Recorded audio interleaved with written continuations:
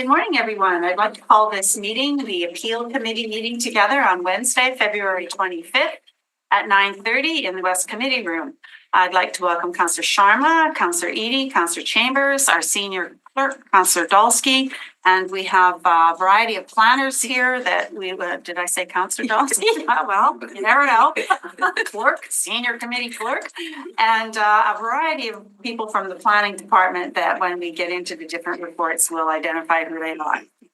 I'd like to acknowledge that we're in Treaty 1 territory, the home and traditional lands of the Anishinaabe, Innu and Dakota peoples, and in the national homeland of the Red River Métis, and our drinking water comes from Shoal Lake 40 First Nation in Treaty 3 territory.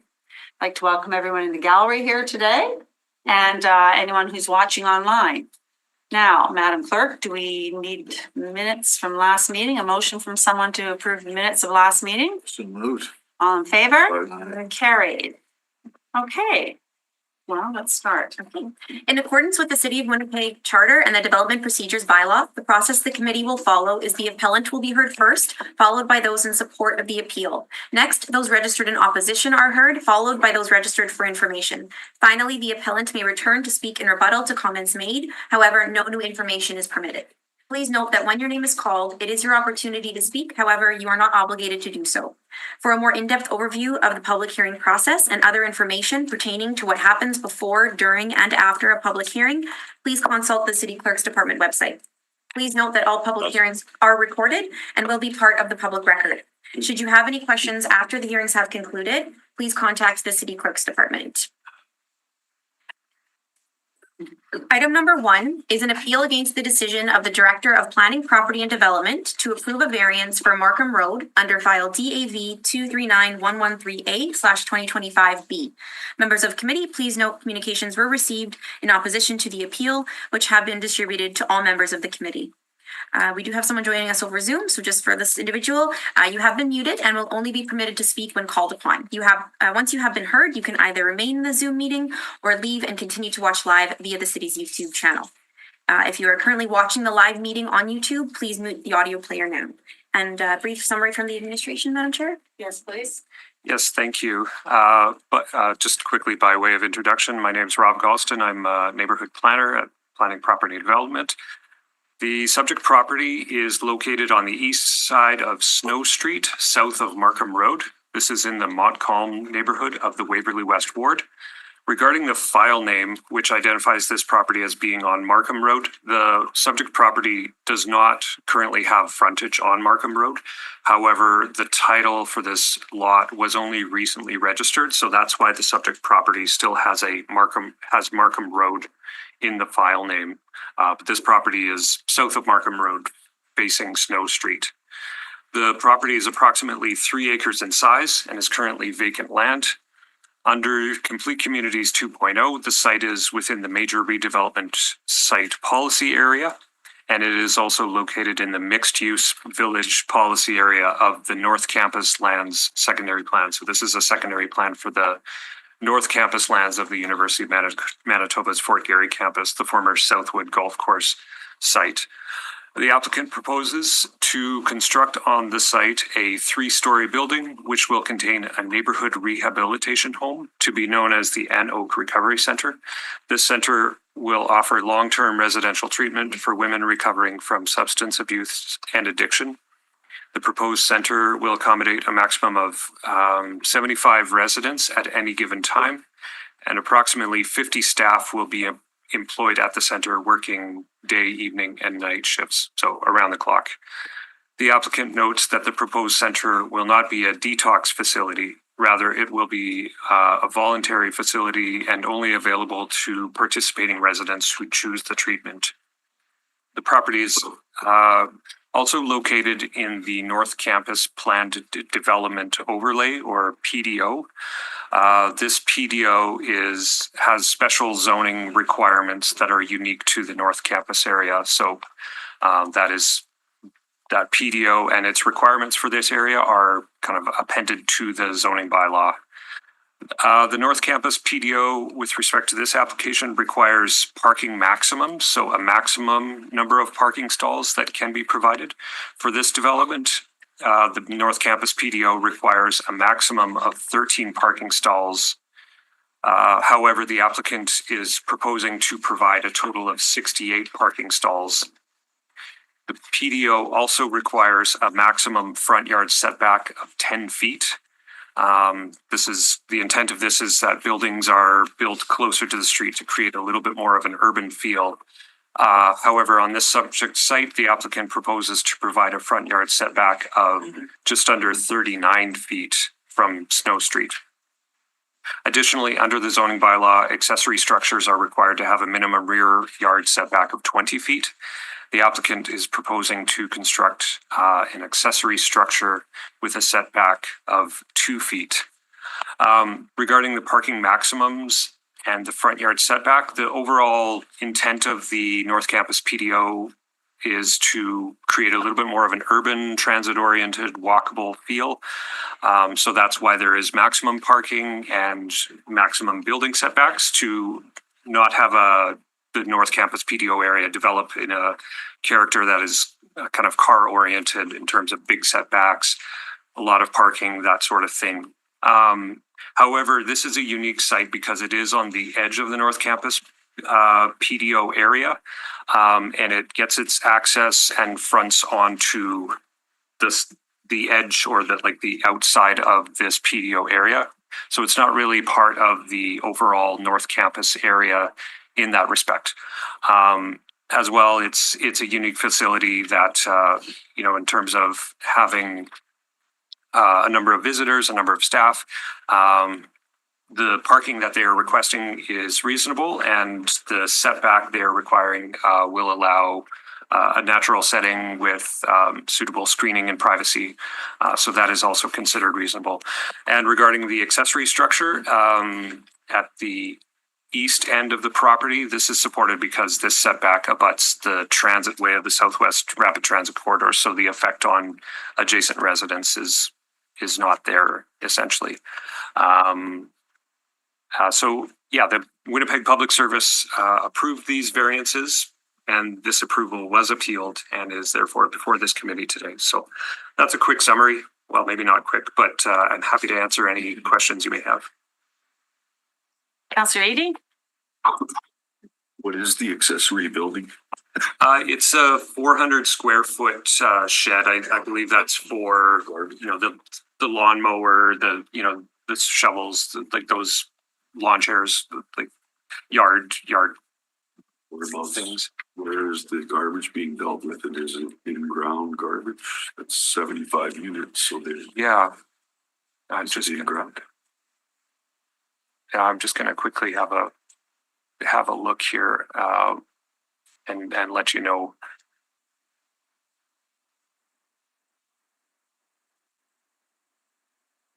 Yeah, my apologies.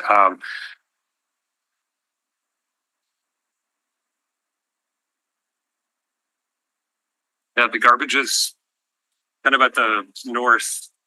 Oh, wait.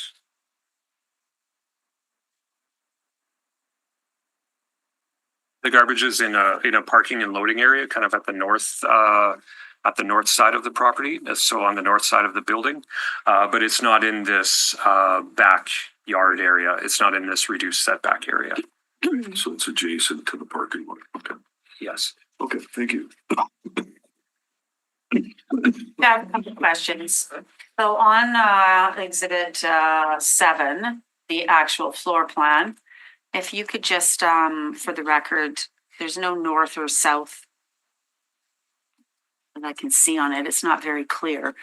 But if you could just clarify for everyone, which is the front yard and which is the rear yard? Sure. Because of the streets and Yeah, of course. So the front yard is considered the west yard, the west side. and we're looking at this with north at the top of the map? That is correct. Okay, Yeah. so if you look at the map, Is that on snow? It's snow. Yes. no, that's not. The north is the north west. snow. The north isn't snow. Yeah. West is snow is west. Snow is west. Okay, so I just want to make sure that everyone understands the layout of this. So So the west side is snow.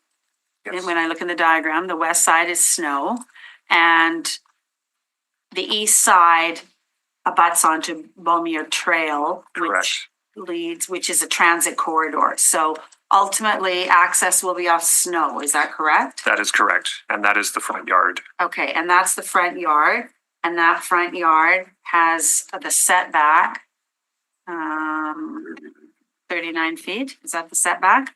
Yes. Okay, so then the rear yard is the one on the east side that backs onto Bomir Trail. Yes. Okay, so the concern then for the individual, just so I understand it, is he's concerned about the rear yard from 20 feet to 2 feet, correct? But that backs onto Bohemian. I can't pronounce that. I'm not Bohemian. Okay. Yeah. And he's concerned about the increase in spaces, the parking spaces, the noise, headlight intrusion. Could you tell us a little bit about the number of trees that are planted on this lot? There's a lot of, again, the map isn't that clear, and there's a lot of dots, right? Yeah. So do we have, from a note, like, I know myself, there's a lot of trees in that area. I'm familiar with the condominium development at the end of Snow Street and that area. So I know there's a lot of trees. I'm just wondering, to address the concerns of the individual, where we're at with, are there more trees being planted, or what's the ruling on trees for a facility like this? Yeah. So they have landscape requirements for street edge, like along Snow Street. They also have requirements for shrubs along the building foundations. Now, I know that, but are they adding more, or did they put in the required amount? Like, Page 15 of 22. oh, page 15. Looks like there's landscaping. I know, but I like, it's a bushy area to begin with. I'm just wondering, are they sticking to what they're supposed to put in? Are they putting more, what, or less? Because there's a lot of trees. Do you So know? is the plan approval going to the Assiniboia? No. It would go to the director, to the administration, not to community committee. So the reason for the whole U of M campus lands, we made an adjustment to the area structure plan so that none of the development that is being proposed has to come to plan approval for Assiniboine Community Committee. I made that motion feeling that the high design guidelines that U of M campus has are much higher than the city's design guidelines, and I thought between the university and the city, if they can't figure out what to build, what input does a community committee But really? is this considered university? This is in that area. It is in that zone. Anyway, I was just, Madam Chair, I was Yes. just asking because we're getting into the plan approval stuff, right? So- Right, but I want to address the residents' concern Right. related to headlight intrusion and loss of privacy and noise impacts from parking activity.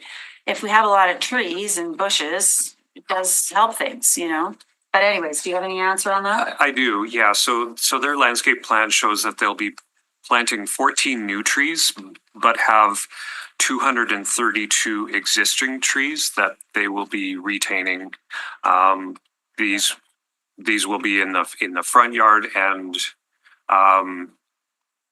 they can speak to this in more detail, the applicant, but a lot of these trees are shown in the south yard. Okay. So these will be existing trees that will remain, and help to provide some natural screening. Sure. Sure. Okay. All right. I just want to clarify that. Are there any other questions of committee? If not, Madam Clerk. Just for clarification, yes. the parking lots on the north side? West. West, The building. yeah, Oh, okay. kind of in the front. There's some limited parking and loading that is on the north side. Okay, I was just Yeah. asking, Yeah, but the parking lot's good. You're saying that's a lot of trees on the south side there. And the parking is spread out, correct? There's various locations I see here for parking. Yeah, there's a kind of a primary parking area that is to the west of the building, closer to Snow, about 39 feet from Snow, and then a smaller accessible parking area and loading area closer to the building.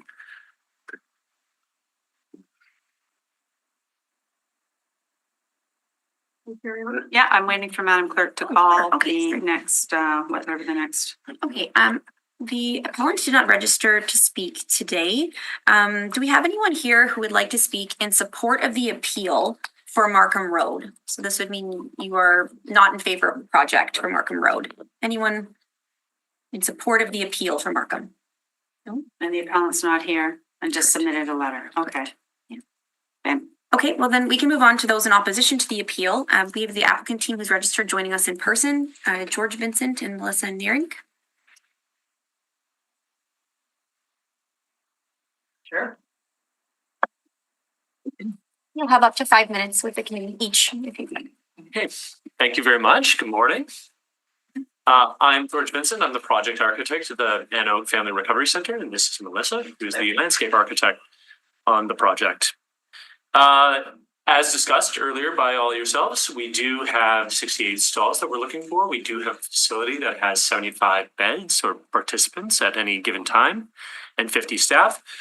And we believe that is an adequate amount of parking for a facility of this size.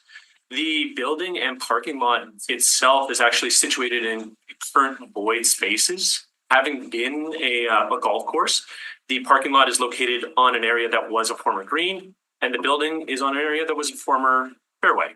So we're trying to build around the. Oh, just one thing. Just to make sure the folks will. No problem. No worries.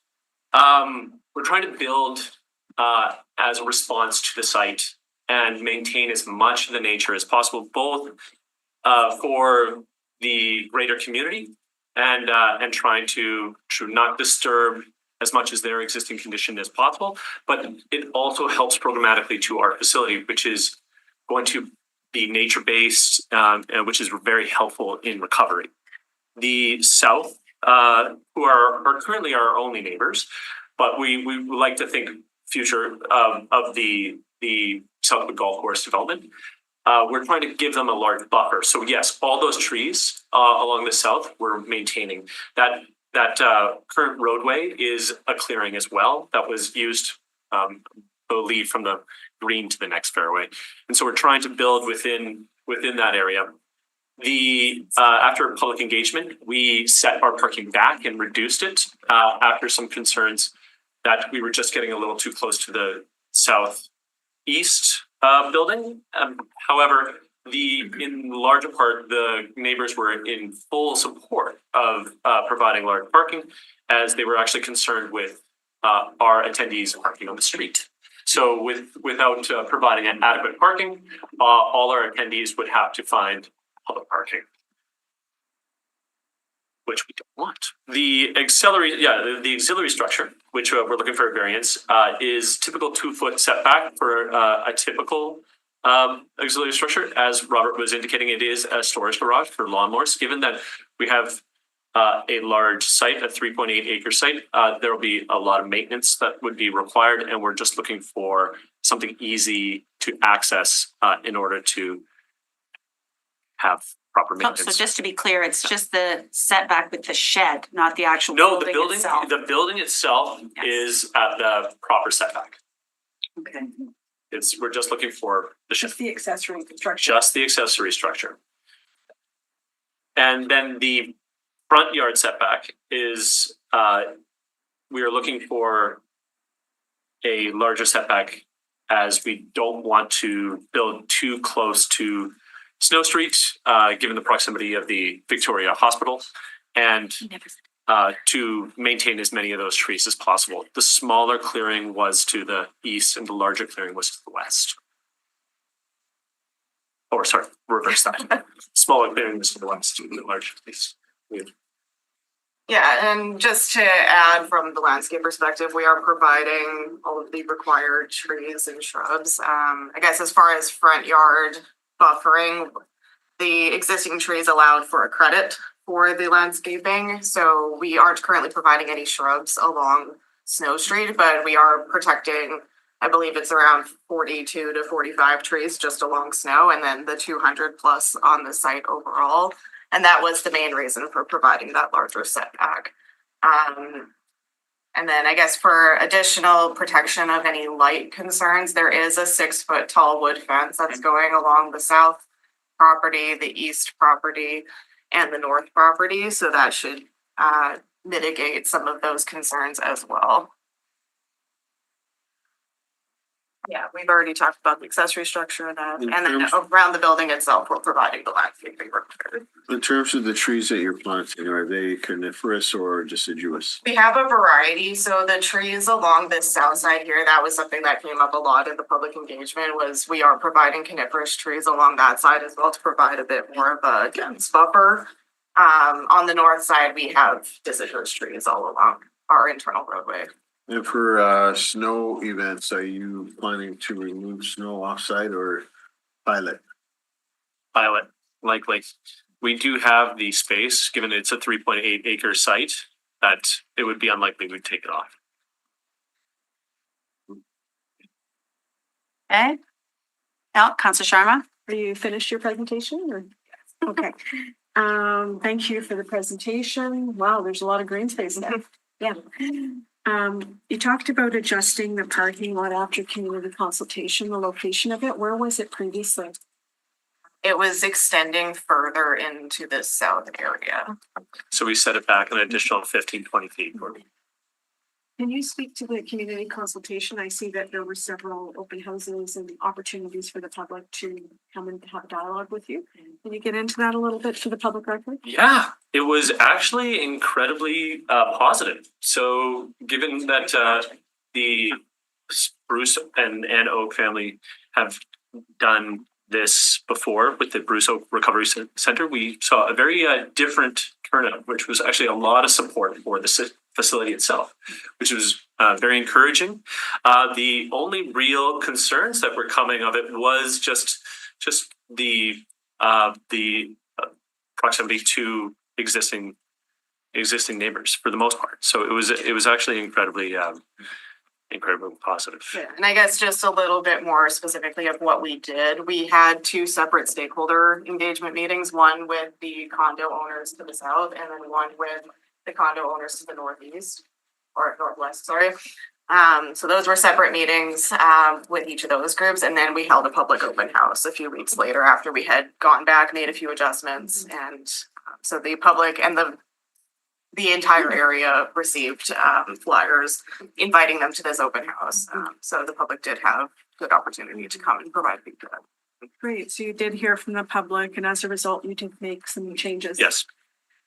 The appellant is not here today, as we heard Ms. Farad. Did you have an opportunity to speak directly with her recently or during those conversations? They weren't registered on any of the open house or the public engagements. We checked the lists. We do believe that there might be some confusion as Robert was getting at what is our front yard and what is our rear yard.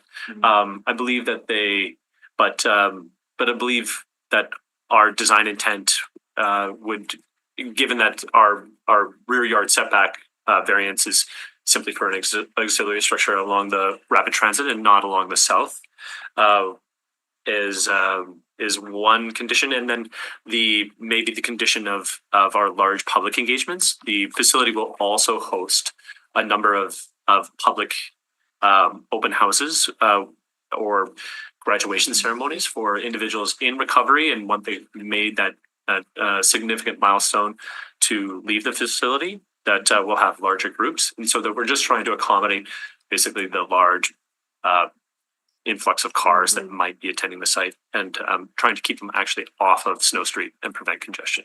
Right. That was going to be my question, George. Thank you. That there are other events, graduations and such, and I'm aware of that from the Bruce Recovery Center. Yeah. We have 75 residents, 50 staff.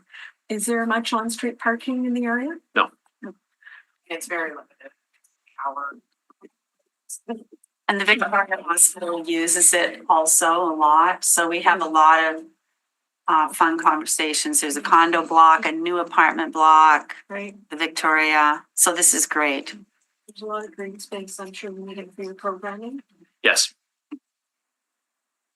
Excellent.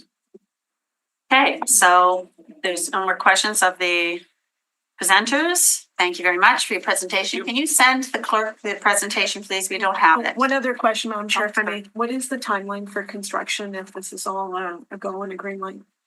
The total construction period right now will be 18 months. We're hoping to start in spring.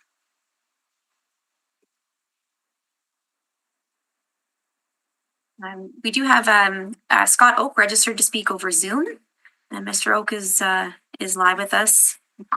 Mr. Oak, if you'd like to unmute yourself and start your video, you'll have up to 5 minutes with the committee. I'll just ask you to stand down. Thank you. Hello. Just because this is Zoom, my first question is, can everybody hear and see me? We can, thank you. First, I would say that I appreciate the opportunity to speak to you today, any opportunity to speak about the Ann Oak Family Recovery Center, the need for it, the critical need for it. I consider to be a good one, appeal hearing or not.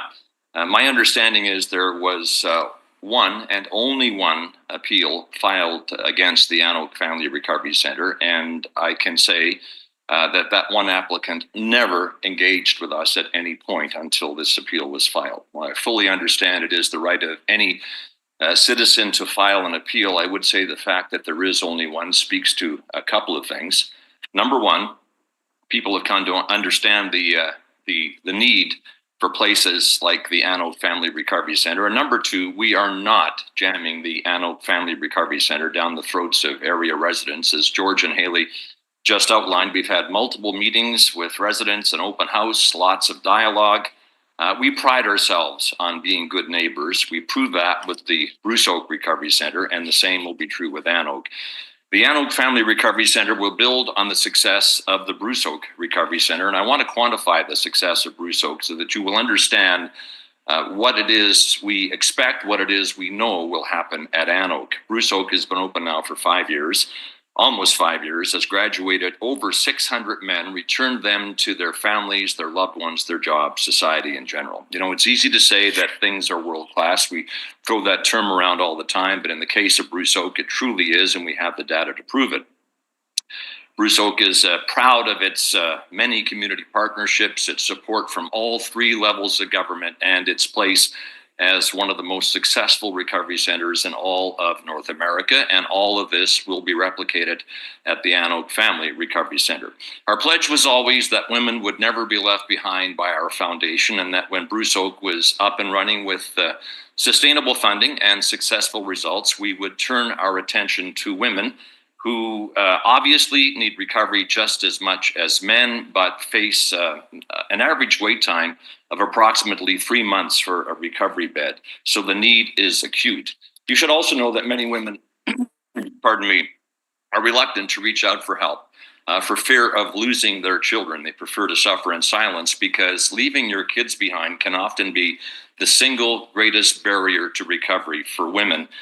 So no mother who achieves sobriety should have to spend her life chasing her kids through the system. And the Ann Oak Recovery Center will remove that barrier, as it will allow women to have their children with them as they get healthy again. So Ann Oak will not just be a simple recovery center. It will be a family stabilization unit, the first recovery center of its kind in all of North America, with trauma-informed programming, intergenerational recovery, and culture and community connections. And now I'd like to say a few words about what I consider a burgeoning, healthy, respectful relationship with area residents. George and Haley pointed out we met multiple times with both neighboring condo developments. These meetings were not one-sided. We listened, and as George and Haley pointed out, we did what we could to alleviate concerns with meaningful design and planning adjustments. We have a track record on our ability to listen. We did it years back in planning for Bruce Oak. We approached those concerns as a partnership, and I'll just give you a very quick example of how that approach has been successful. Among the most vociferous opponents of the Bruce Oak Recovery Center were residents of a condo complex not far away from the facility, and now they hold their condo meetings in the gymnasium of Bruce Oak. And in the case of Ann Oak, there has been, in fact, acceptance as opposed to opposition. We are fostering a healthy, good neighbor relationship in addition to meeting with area condo residents. We held that full community meeting at the Fort Richmond Community Club to address community questions. We provided clarity on how Anoke will be run, who will be served there, how the program will operate, staffing levels, supervision, safety measures, etc. So Anoke, like Bruce Oak, is an open book with no attempts whatsoever to limit transparency. We have toured multiple groups and residents through Bruce Oak, and what they've seen is a professional, clinical, structured program, but perhaps more importantly, they have seen a culture of love, culture of kindness, culture of hope in a healing environment. It is a proven model, and it will be the same model at Anoke. And I want to leave you now with a thought on the need for the Anoke Family Recovery Center. Addiction, substance abuse, substance use disorder, whatever we choose to call it, is the single greatest peacetime problem our city, our province, our country has ever faced. In Canada, we are losing 20 to 22 people a day to overdose deaths, 40 to 45 a day to alcohol-related deaths. In Manitoba last year, we had something like 500 overdose deaths. If we apply simple math, then half of those were women, and those are just the ones we know about. So it's not hyperbole to say that for every day, the Anoke Family Recovery Center is not open. Women are dying, families are being torn apart, and I trust the appeal committee will feel the same. Thank you. Thank you for your presentation, Mr. Oak. Are there any questions from the committee? Councillor Chambers. Yes, thanks for your presentation, Scott. I've seen the work that the Bruce Oak Recovery Center provides to the community. Just a quick question. In terms of the work that's being done there, has there been any concern at all from area residents with respect to the activities at the Bruce Oak Recovery Center?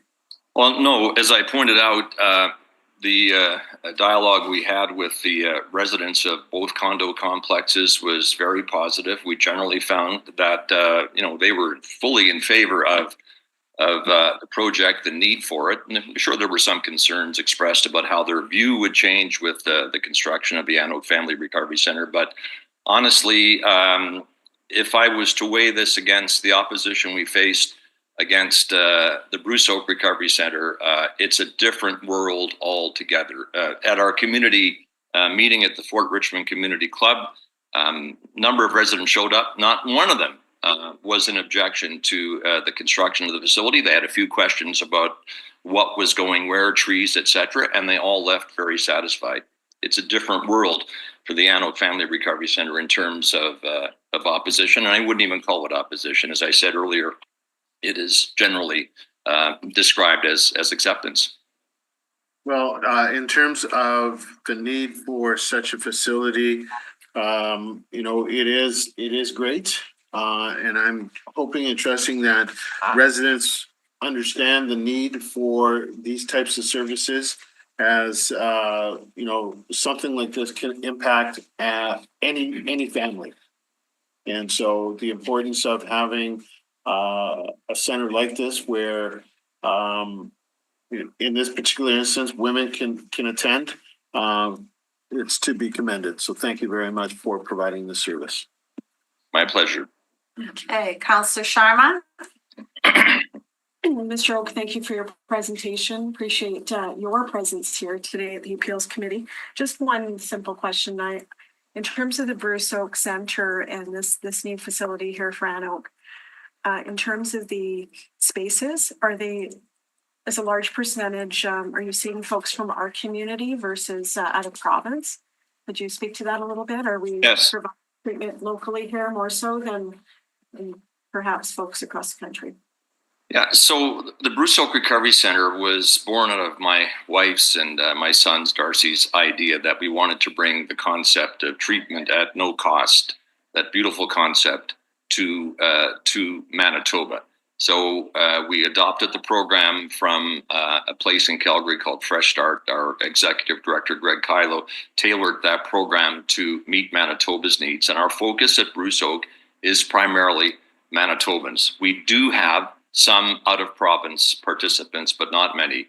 We exist to service the the province, those suffering from addiction and substance abuse in Manitoba primarily. But yes, there are a few residents from outside the province.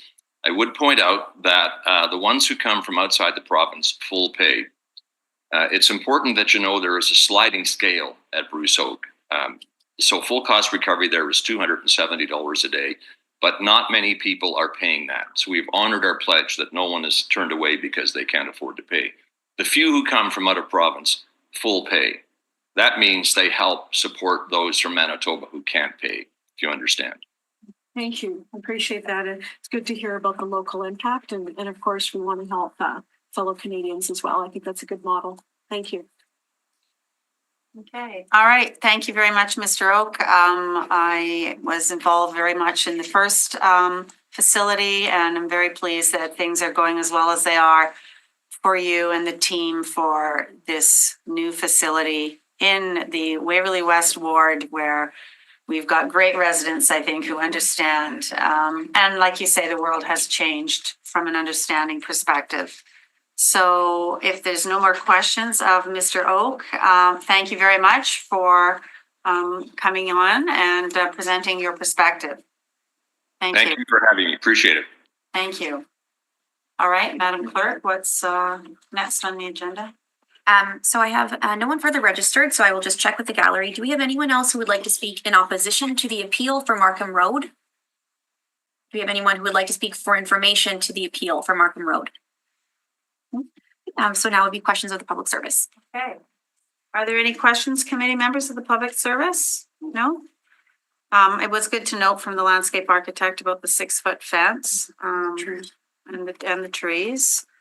And I do think maybe it was a matter of confusion with the directions of the layout, because it is tucked into a place that actually has no roads right now. So that could have been part of the confusion. Okay, well, if there's no question, Councillor Chambers? No. Would you like to make a motion? Yeah. Okay, I move that the report of the Winnipeg Public Service be taken as read. all in favor? Aye. Carried? I move that the receipt of the public representations be concluded. All in favor? Carried?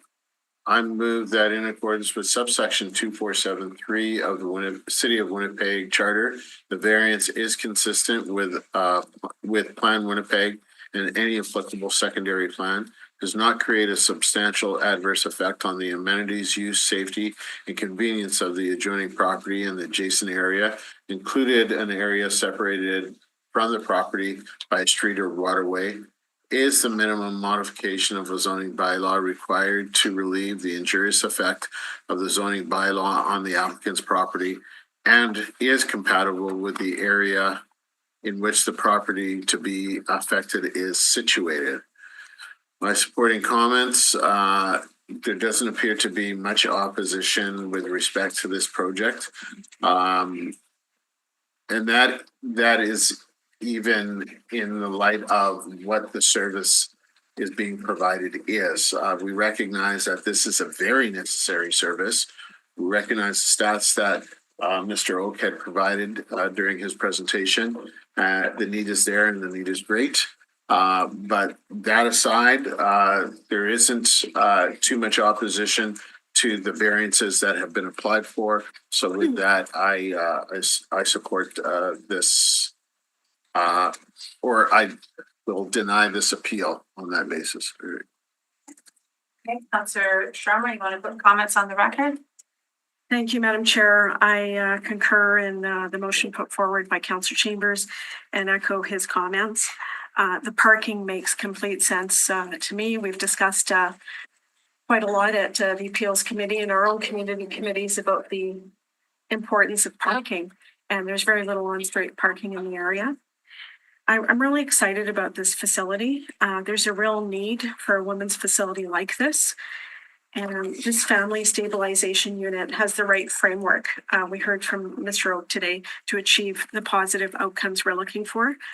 The model is working well at the Bruce Oak Recovery Center, and I commend the expansion to serve women in our community and beyond.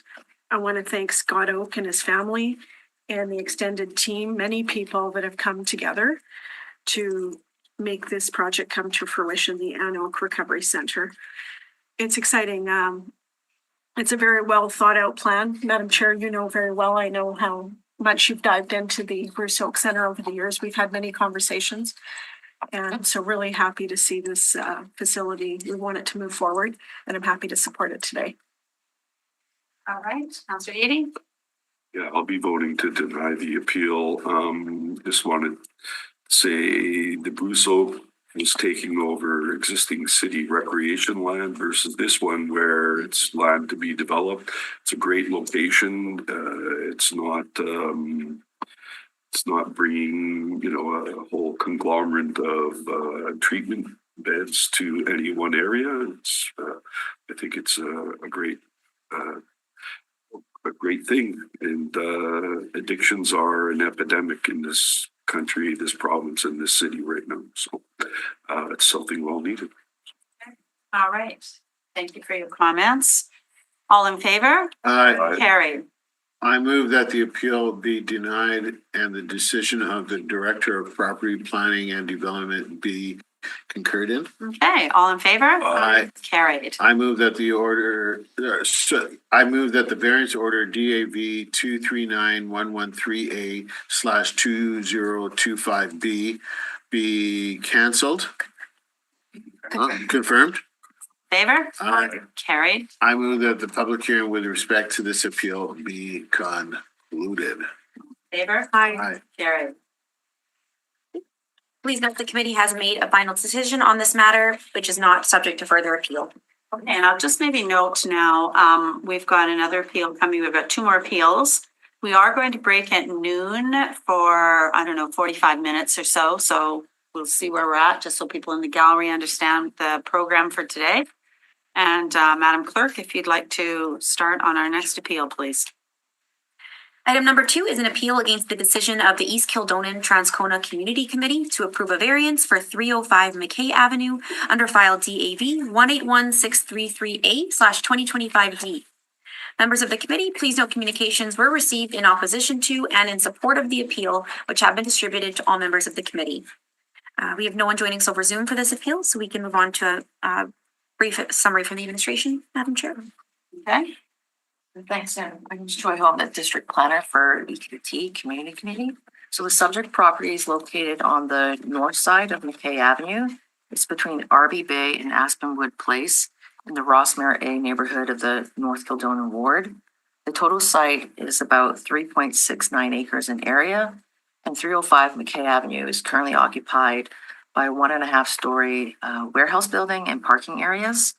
The applicant is seeking variances for building setbacks, yard setbacks, and parking related to requirements to establish a 91-unit multifamily dwelling, as well as a 99-unit multifamily dwelling. And all the variances were recommended for approval by the Public Service. Of note, a majority of the variances are triggered due to there being 2 new proposed lots, so one for each building, and where setbacks and parking end up crossing the proposed shared new property lines. All the parking is actually met or exceeded on an overall lot basis.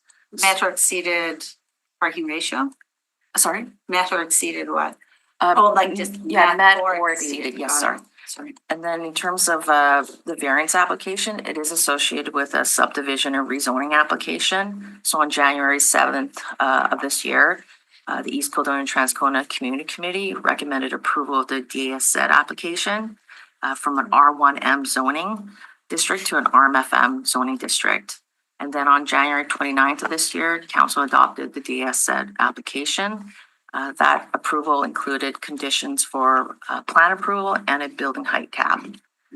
With respect to policy alignment, this is in an established neighborhoods, mature communities. Some key considerations that support intensification at this site include development is sensitive and complementary to the existing neighborhood context. The proposal includes low-rise 4-story building heights that also step down to 3 stories where there are abutting single-family dwellings. So the building heights are about 45 feet and about 35 feet as it meets single-family dwellings. And that's well below the RMFM maximum of 70 feet. And the proposed building orientations, they're much closer to Arby and McKay and farther away from the single-family dwellings. as well as the layout and setbacks, they further mitigate potential negative impacts on the abutting neighbors. And then intensification is supportable here due to the corner lot and larger lot size.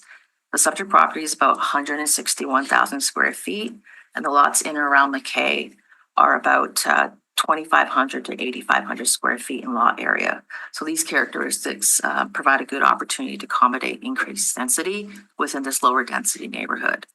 As well, the building design and site design creates visual interest, positively contributes to the visual aesthetics by incorporating a variety of colors, materials, articulation. There's some prominent contrasting building entrances, and the building has a strong pedestrian orientation. Again, it's closer to the streets, and this ensures the development fits the street corner and the neighborhood context. The proposal also provides a diversity of housing options, types, and tenures within an established neighborhood. So overall, the proposed development is consistent with policies in our Winnipeg Complete Communities and the infill guidelines. The site design and building design mitigates the land use conflicts and massive impacts on those abutting and adjacent lower density residential properties. And the proposed scale, residential intensity and design introduces a compatible new development on this block and in the neighborhood and within the ward. That concludes my summary. Happy to answer any questions. Mr. Beatty? What's the closest cross street? It's going to be RB Bay and McKay is the corner. And then there's a few, as you go down McKay to the west, it'll be Henderson Highway.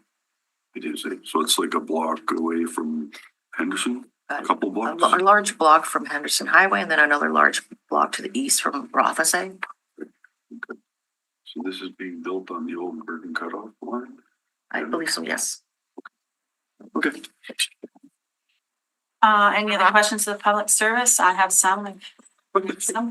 Okay, so in your analysis of the variances, so the reduced front yard building setback, because of the lot split, or because of the two lots, you're supportive of this? The front yard's a little different. So the front yard's 20 feet for the proposed lot 1. So that's the building on the very south side here, closer to McKay. So our support there for the 20 feet, as well as it's 24 feet on that building number 2. Our support is more based on the fact that they're measured to that central portion of each of those two buildings. But you'll see that there's also setbacks for the buildings on the edges of both of those buildings. So they're those end cap portions. So that's about 28 feet and 32 feet. They're articulated, right? They're just sort of Yeah. set back on the building. Okay, so that one, then I just want to go through these here. Corner side yard building setback. Yes, same. The building on the south side, building number 1, it should be 20 feet, but it's 15 feet. And then for that particular corner side yard setback, it still provides like a very strong pedestrian orientation. It's pulled up right to the building or corner there. So it emphasizes that corner condition. And then we do believe that there's adequate setback to still allow landscaping, as you can see on the drawings, as well as that sense of arrival and just ensuring that there's still safety and sight lines that aren't negatively impacted. So we supported that corner side yard building setback. Okay, so then the side yard setbacks to an accessory parking area. Just elaborate why you're supportive of that. So the side yards too, they're noted as 0 and a 0 west and a 0 north side yard, corner side yard setback. And that's for proposed lot 1. And then on proposed lot 2, it's a 7 feet south yard.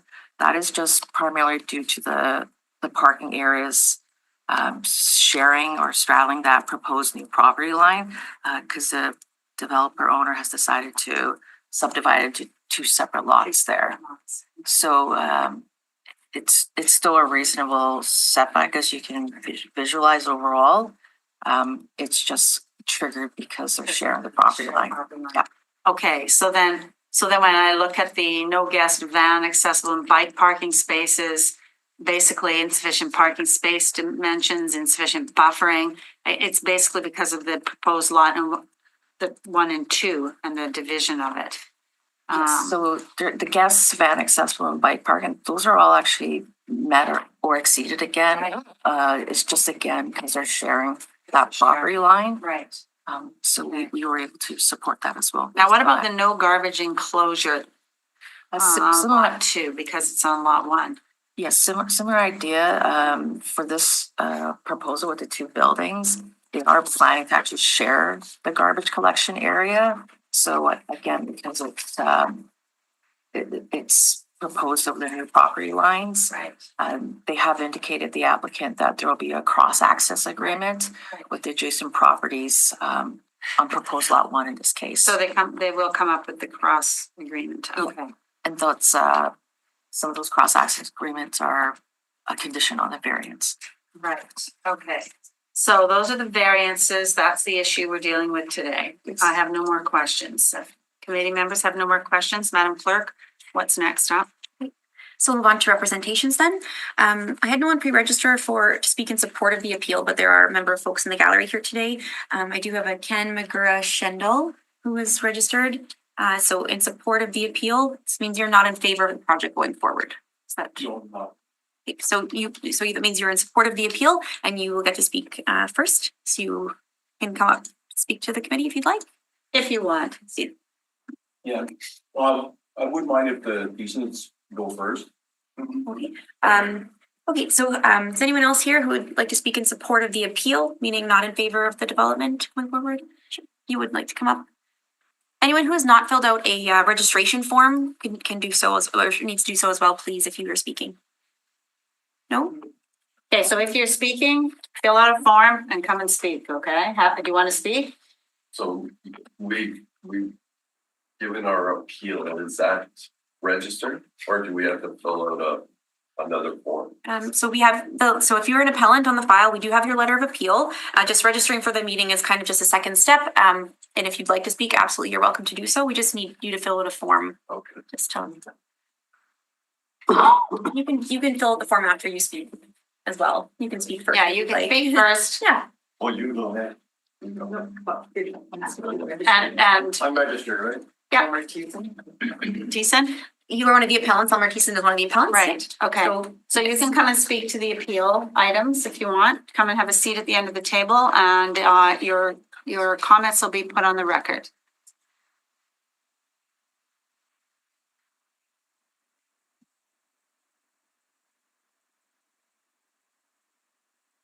Mornings. Good morning. Have Thank 5 you very minutes. much for having us at this meeting. I appreciate that very much. Just a thank you to Chow Ho for the good presentation that you put together on the 53-page document that was in the agenda. The main concern is that this property is situated in a small in a residential area, and it does not fit. Okay, so we're speaking to the items in the appeal, right? We're speaking to the variances that are requested. So the question for us is, when do we get to speak about the size of the property and the number of people that will be added to the area? That would have been at the rezoning committee or the rezoning meeting, which I'm not sure when that occurred.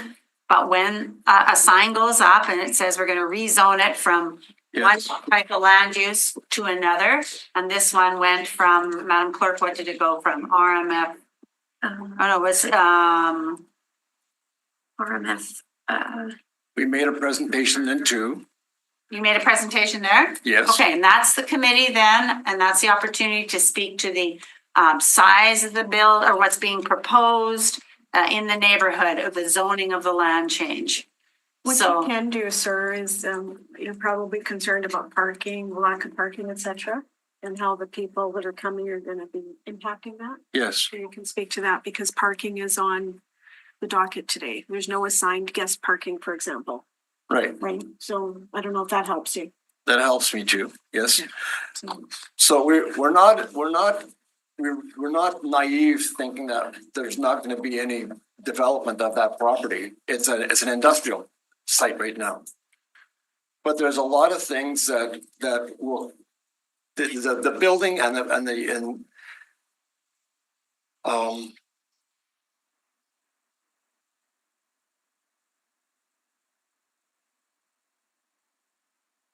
the building itself, we have fought this at open houses.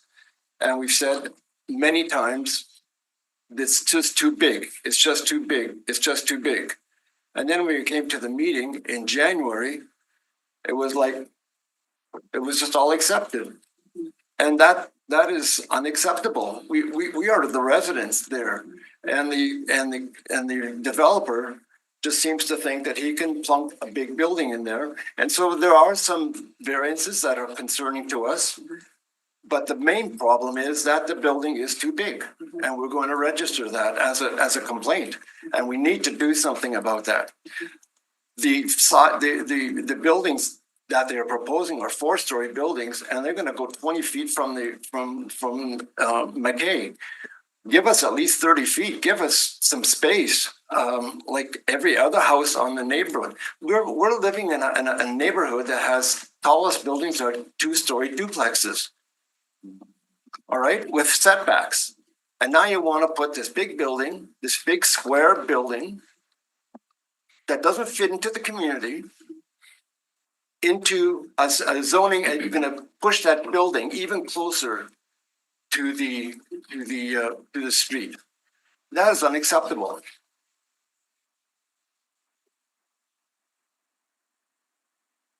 We don't understand why they subdivided it, because it's very complicated. The variances are extremely complicated.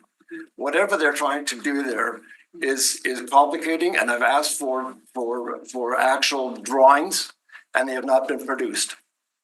Drawings to outline our variances from the property lines, and I haven't received it. So there's just a lot of unknowns that is helping us to be or what is causing us a lot of disturbance in the community. And if that was the only avenue on January the 7th to say no, we said no, and yet it went through. And so we don't know what else to do. We have done everything. We've been at all the open houses. We've talked to the Landmark. We've talked to Councillor Barwadi, and we just don't have any. We're just up against the wall. The building is too large. The 200 people that are going to be coming into that place. It is just going to block our traffic. These are all 2-lane streets with parking on one side. It's basically a one-way. It's basically a one-way, and we have Can you sum up your presentation? Your time is done. My presentation was in the appeal, this appeal letter. Okay, yes. And you've told me that I can't say anything else except for the zoning, which is not zoning, but the variances, which is unfortunate because. Yeah. Do we have any questions from committee members of our delegation? Councillor Edie has a question. Yes, sir. First thing I wanted to mention though is because of the size of the building, and this is why we're getting variances. So I see no reason why. And you did mention that the buildings are too big for the area. So how far away is Rothesay from? Rothesay is a long block to the east of To the east of RV? Yes. Okay. And how many blocks is it over to Henderson? One long block. Basically, McKay is 2 blocks long. Yeah. So, It's from Henderson to Roach to Rothesay. right. So is there not like a large apartment block that uses McKay to get in and out right on Henderson? No, there isn't. They use McKay, they use Henderson Highway to get into the parking lot and the back lane behind the off of Henderson to get into their parking lot at the end of RB Bay. They do not use the RB Bay or McKay to get into it. Okay, And neither does the one on Rothesay. Rothesay comes off of Rothesay and Edison. yeah, Rothesay is from Edison and heads north. McKay is north of Edison, right? Yep. Okay. And you're saying it's all duplexes from RV Bay down to Henderson Highway? No, it's not all duplexes. I said the tallest buildings, the biggest buildings we have are duplexes, two-story duplexes. There are a lot of single bungalow houses on that street. Okay. And parking is an issue because people park from Edison on McKay. And so it is a real difficult situation. Salisbury House is at the end of McKay on Henderson, and the only access to Salisbury House is from McKay or from Henderson. And so our traffic on McKay is very much accelerated by the Salisbury House traffic. It's a very popular place. More popular than the old grocery store that used to be there? Yes, okay, that's the Cottage Bakery. Which has been renovated into a cottage bakery, which is also a very popular place, and also takes up parking spaces on Roach. Right. What's the old Perkins? Sal's is in the old Perkins? Yes. Okay. So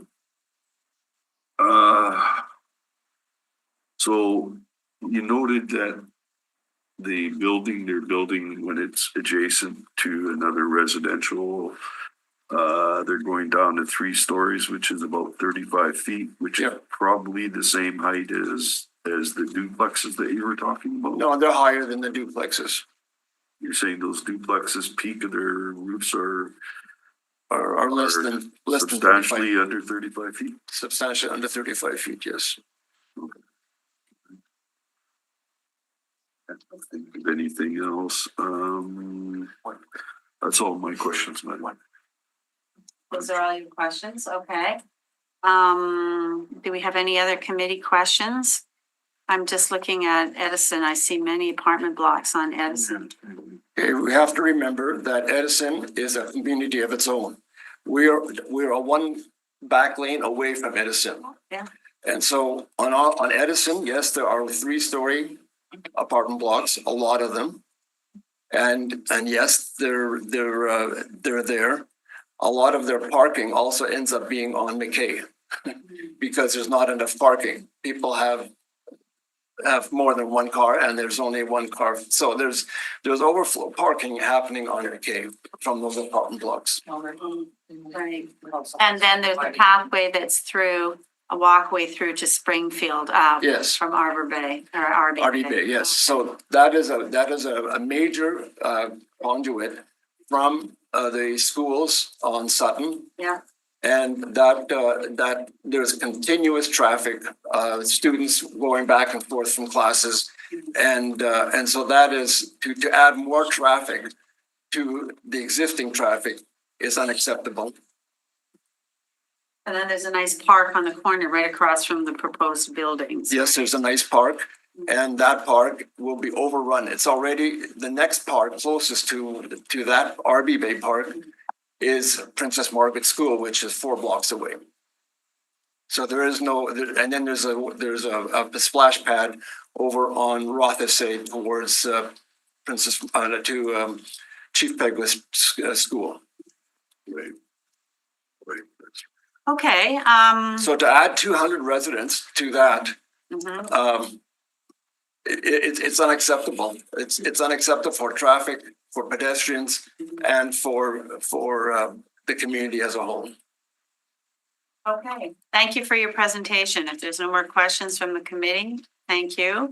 Okay. we'll have the next presenter up, and then do you understand like the process? Then ultimately a motion comes forward. So thank you for your presentation, and the next presenter, Madam Clerk. So I'll just make sure, do we have any other of the appellants here today? Do we have Jeff Thorpe today or Peter Vlamming?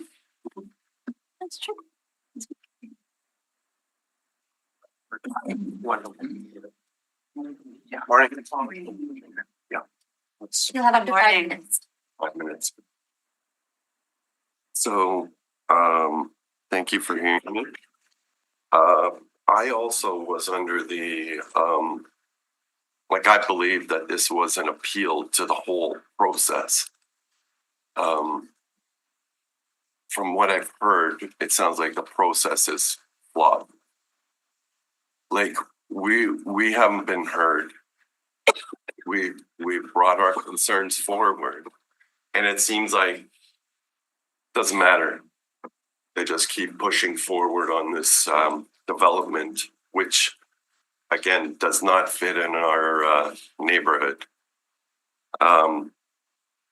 We're the people that live there. It's affecting our lives. So, well, I don't understand why our concerns are just being brushed aside.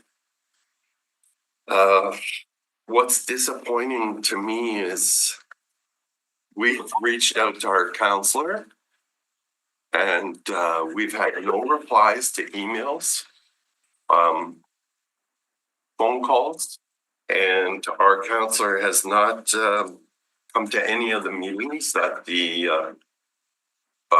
planners have put on. So who's our voice? I mean, that's our voice, for our area, our counselor. So we're on our own. We're not getting answers.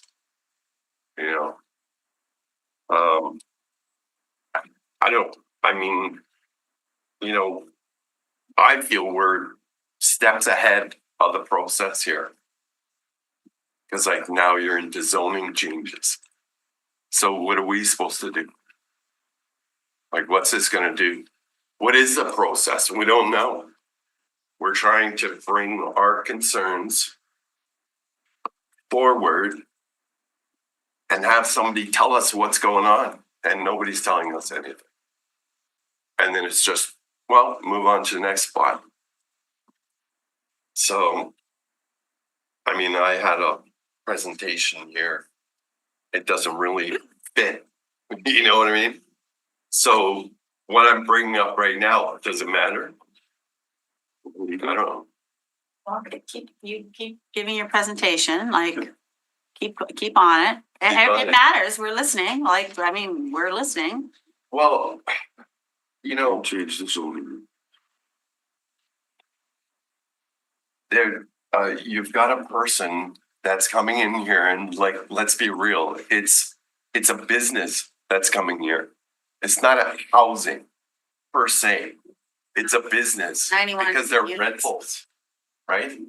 Yeah, but it's 91 homes for someone. 91 homes for someone that's gonna be there for a month or 6 months. Know or a that. year. You don't know Yeah, that. Presentation be made. Let's stick to the, Okay, let them just, okay, well, I know, but that's not yeah, fair. but I'm saying, Oh, rent. usually rental. I grew up in this area. This is my home. I was born, raised there. I know what's going on. We're boots on the ground, and we're trying to work with this situation, but we're not being heard. So, what is the process? What do we got to go to the media? Get them involved? That might be the next step. I'm saying there's enough rentals in the area. We were always, when I grew up, we were always expecting housing. People moving in, living there, that's their home. But now we're getting rentals. I looked last night on the internet.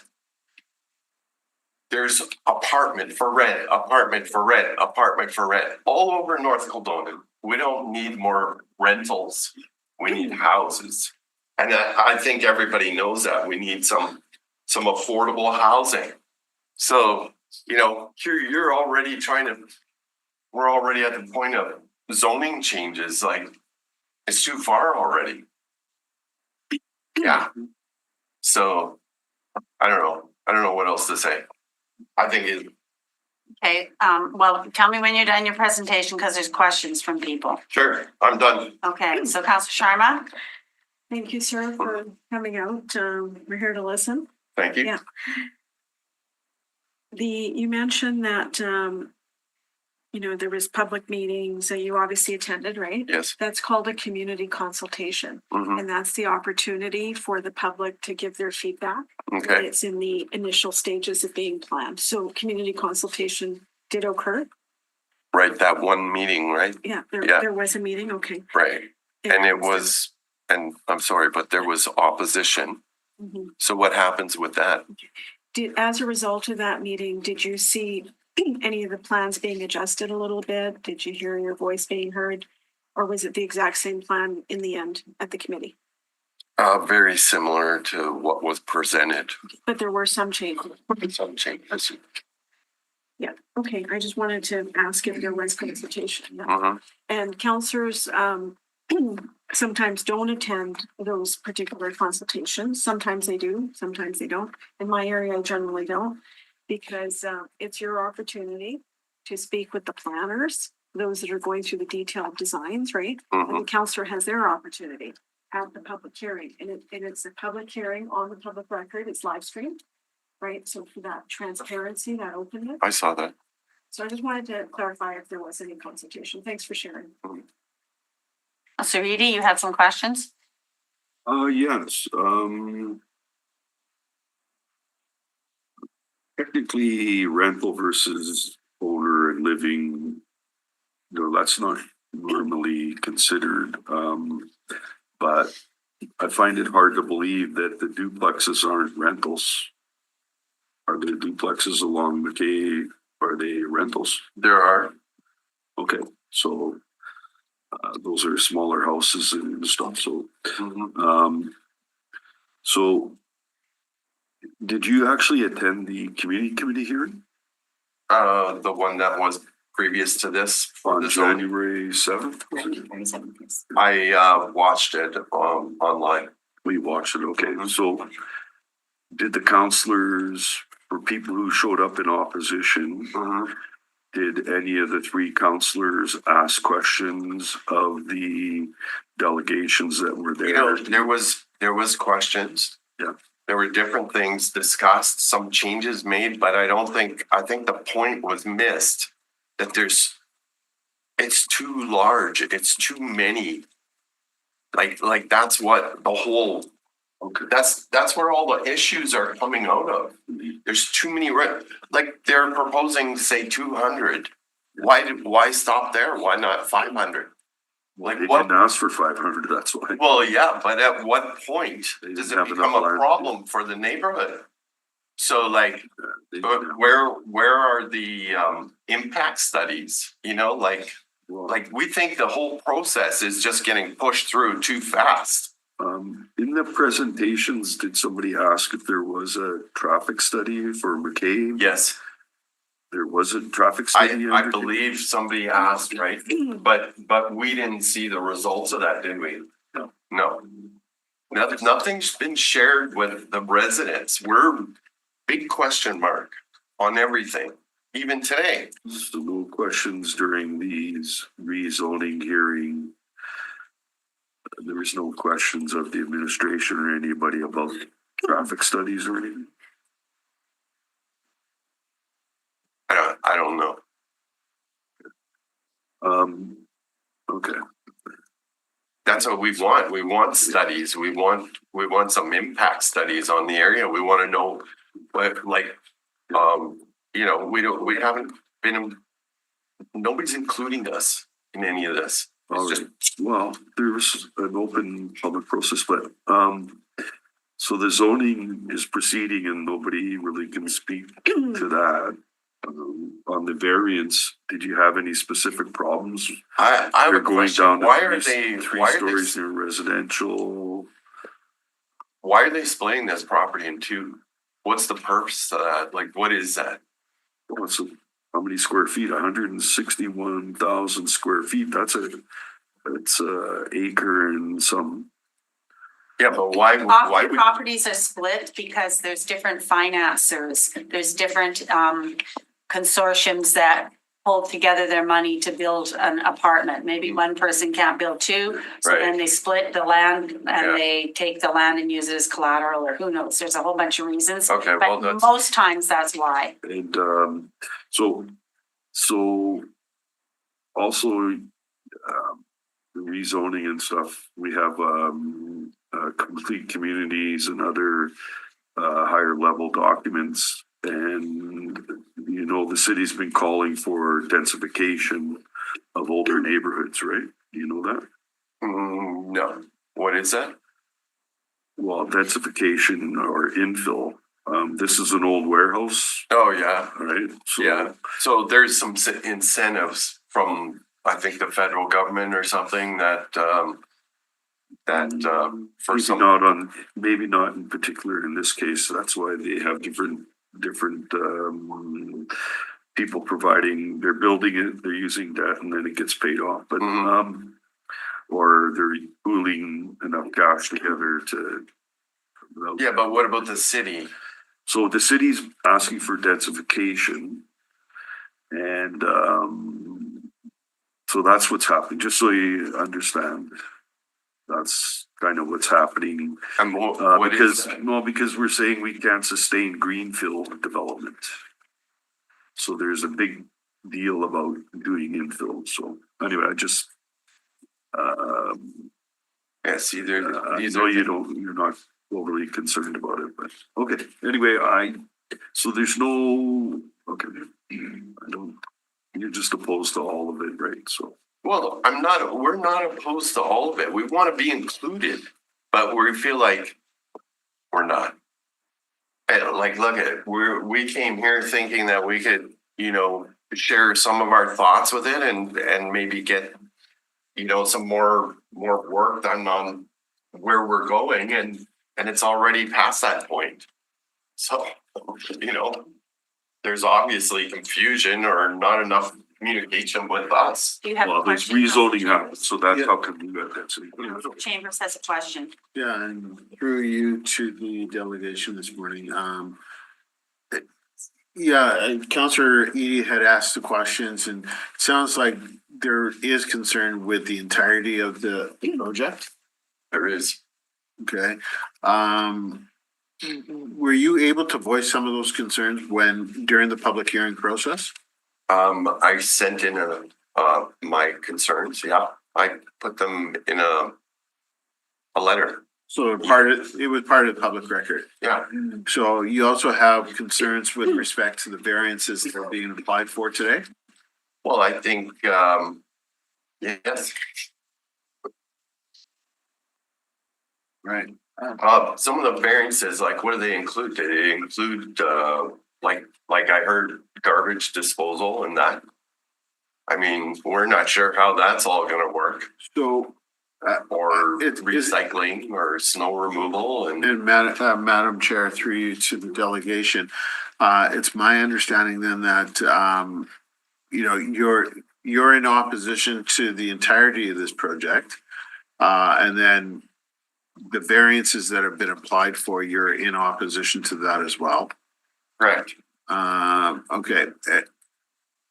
These variances weren't part of your initial objection when you submitted a letter for the public record? No, Okay. Okay. Okay, I'm good. I guess the last question I have was, did you see signs go up on the property at one Yes. point? Okay, so when those signs went up, there was a phone number. I think it was her number, your planner's number on the signs. Did you phone the planner and say what's going on? Talk to me, tell me what's happening? no, Okay, well, how do we we that's like big signs, 4x6, call if you have any questions. okay, I sent a letter. Okay, Okay, that's what I did. you sent a letter. Yeah, Okay, so, so there were options. I didn't call her, I sent a letter. okay, I'm just hearing you today say that no one was wanting to talk, no one talked to you or no one was telling you Well, what you was know, going on. Like, how do you want I someone think to it's- tell you? We have a counselor Yeah, who should be like collaborating with us. I should be able to call them and say, hey, what's the process? What are we doing here? Did you call him and ask him? I called many times, emails, Right, no replies. right. That's Okay. what I Okay. brought up in my letter. In all fairness, it is difficult for a counselor to know who is going to be in objection to which projects. I made it pretty clear in my letter. Okay. And, yeah. Okay, And also I'm saying I'm not here just on my own. This is like Elmer and myself have canvassed the neighborhood. This is the majority of people are very concerned, but nobody knows what's going on. And that nice little board up front there, that doesn't tell us much. And we can't, nobody's communicating with us. We have concerns. We want them dealt with. And they seem to be brushed aside. So that's all I gotta say. okay. Thank you very much for your presentation. Thank you. Do we have anyone else? I'll check, do we have Sydney Ross here? No Sydney Ross? Okay, so that's all for the appellants. So just to be clear, the appellants do get to come back and speak in rebuttal. So yes, and now Mr. Ken Magura-Shendel, if you'd like to. My concern was just over the parking, so I know that's something they're touching on. Did you register and do you want to speak about it? Because it is a variance, so did you want to speak about parking? Because if you do, come up and speak. If you want to speak to it. Perfect, okay. So you'll have 5 minutes and you can speak to the variance on parking Okay. or whatever variances you want. You can speak to whatever you want. Well, good morning. Good morning. Yeah, I do understand the need for housing, like it's obviously in short demand and everything. Our concern is the parking in the area. And as Elmer already touched on, the people from Edison are parking on McKay. People from McKay and Edison are parking on Arby. Arby doesn't come out on Henderson. It's a bay, right? It's starting to be used as a thoroughfare. Now that's going to increase with this development. The parking is very limited there. Like right now, if we want to park on the street, we have to get a parking pass.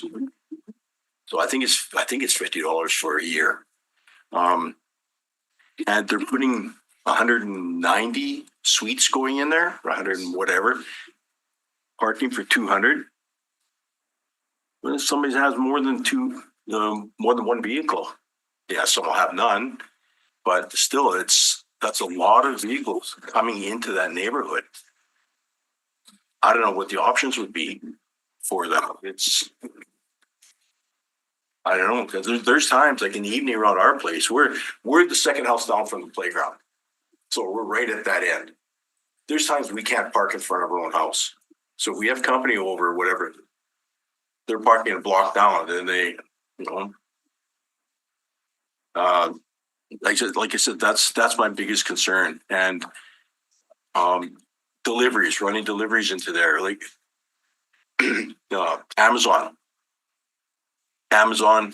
FedEx, UPS, they're on the street all the time.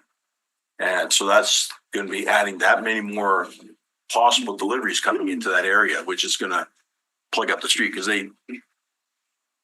you're lucky if they park on the right side. These just pull up, stop, jump out. And the streets are narrow. They're a very narrow street. Arby doesn't have sidewalks. So people walk on the street. Kids go and they play in the front yard and they play on the street.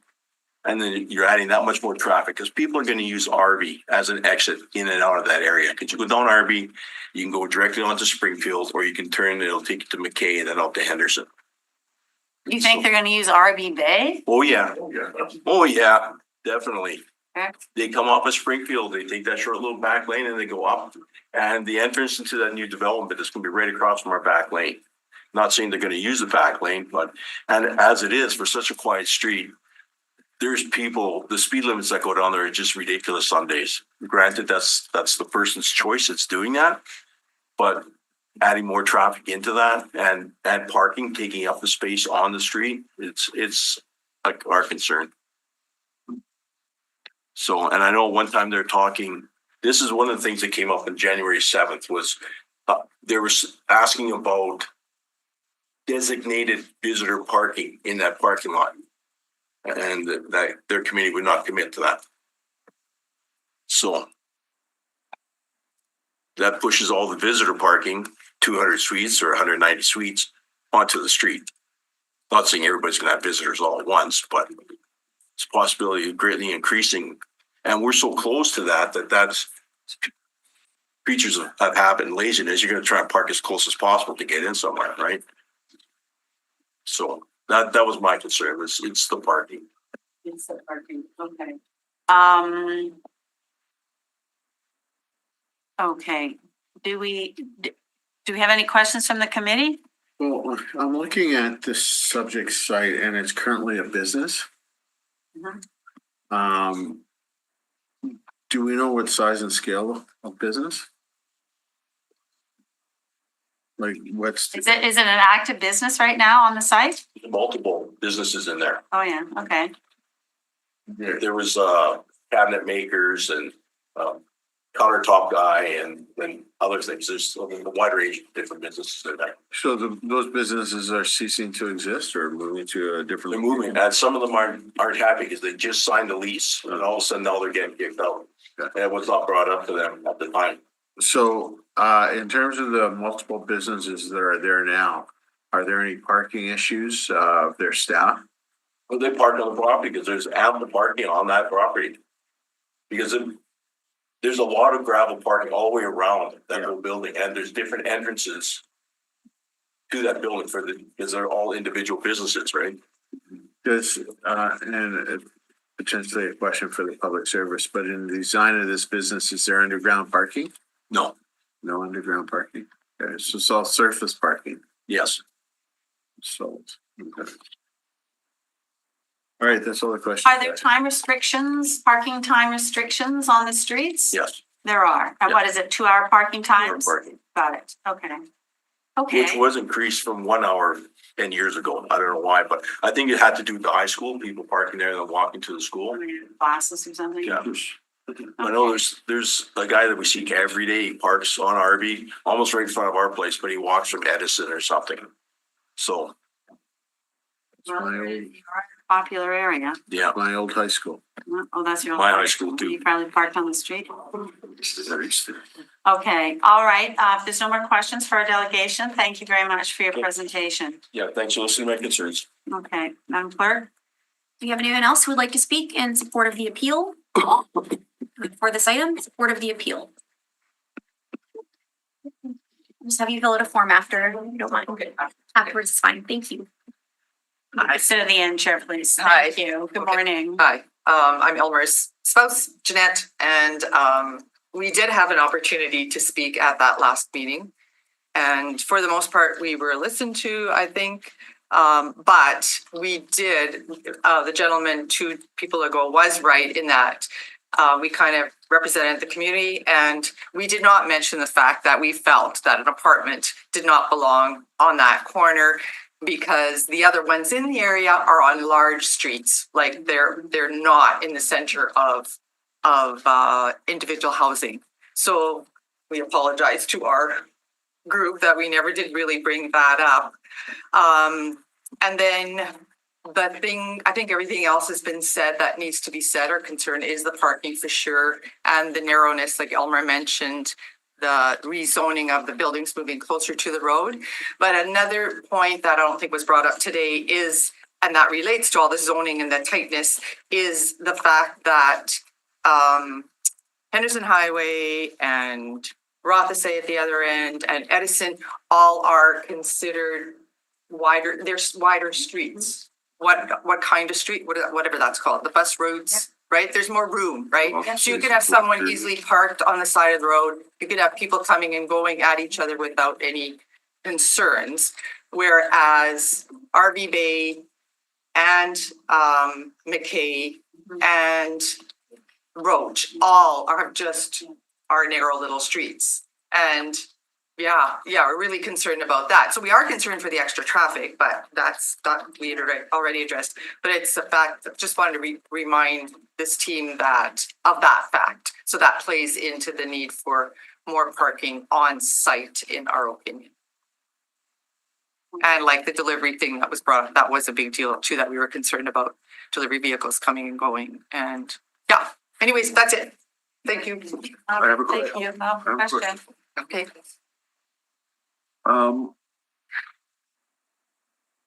Was there any discussion about, bicycle parking? Yes, there was. And you know, I thought that how many bicycle indoor bike? Were they indoor, outdoor? I believe that Landmark was going to address that question. But I don't know what happens to those. Like, those are questions that we raised, but I don't know if that was at that meeting that they needed to follow through. I'm not sure about what happened with that. I'm just unaware. Okay. But we really would appreciate that. That was brought up as part of our Well, I think normally you probably would have heard the intention is behind not having, well, there's, anyway, in terms of parking for motor vehicles, there's always identifying with a lot of these multifamily builds to accommodate bicycles more, to sort of provide a alternative other than, you know, having two cars and so on for households. So you did hear that was mentioned then at the. Yes. Okay. And they did respond to it positively. So exactly what happened came out of that, I'm not sure, but. Okay, thank you. Any other questions for our delegation? Thank you. Thank you. Thanks for your presentation. Is there, just one more time, is there anyone else who would like to speak in support of the appeal for 305 McKay? Okay, so we'll then move on to those in opposition. We have the applicant team joining us in person, Brendan Johnson and Brendan Salico. Madam Chairperson, Yes. I really, Okay, do we want to have a bio break here for about 10 minutes? thank you. Okay, so we Please. cut back at 11:20. Yeah, thanks. Carly, can you give this up just for a moment? Absolutely, I'll help you with that. All right, good morning, everyone. I'm reconvening the Appeals Committee hearing on February 25th. Madam Clerk, our next presenter, please. So you're now on the opposition component. So Brendan Johnson, Brendan Salico, Landmark Planning.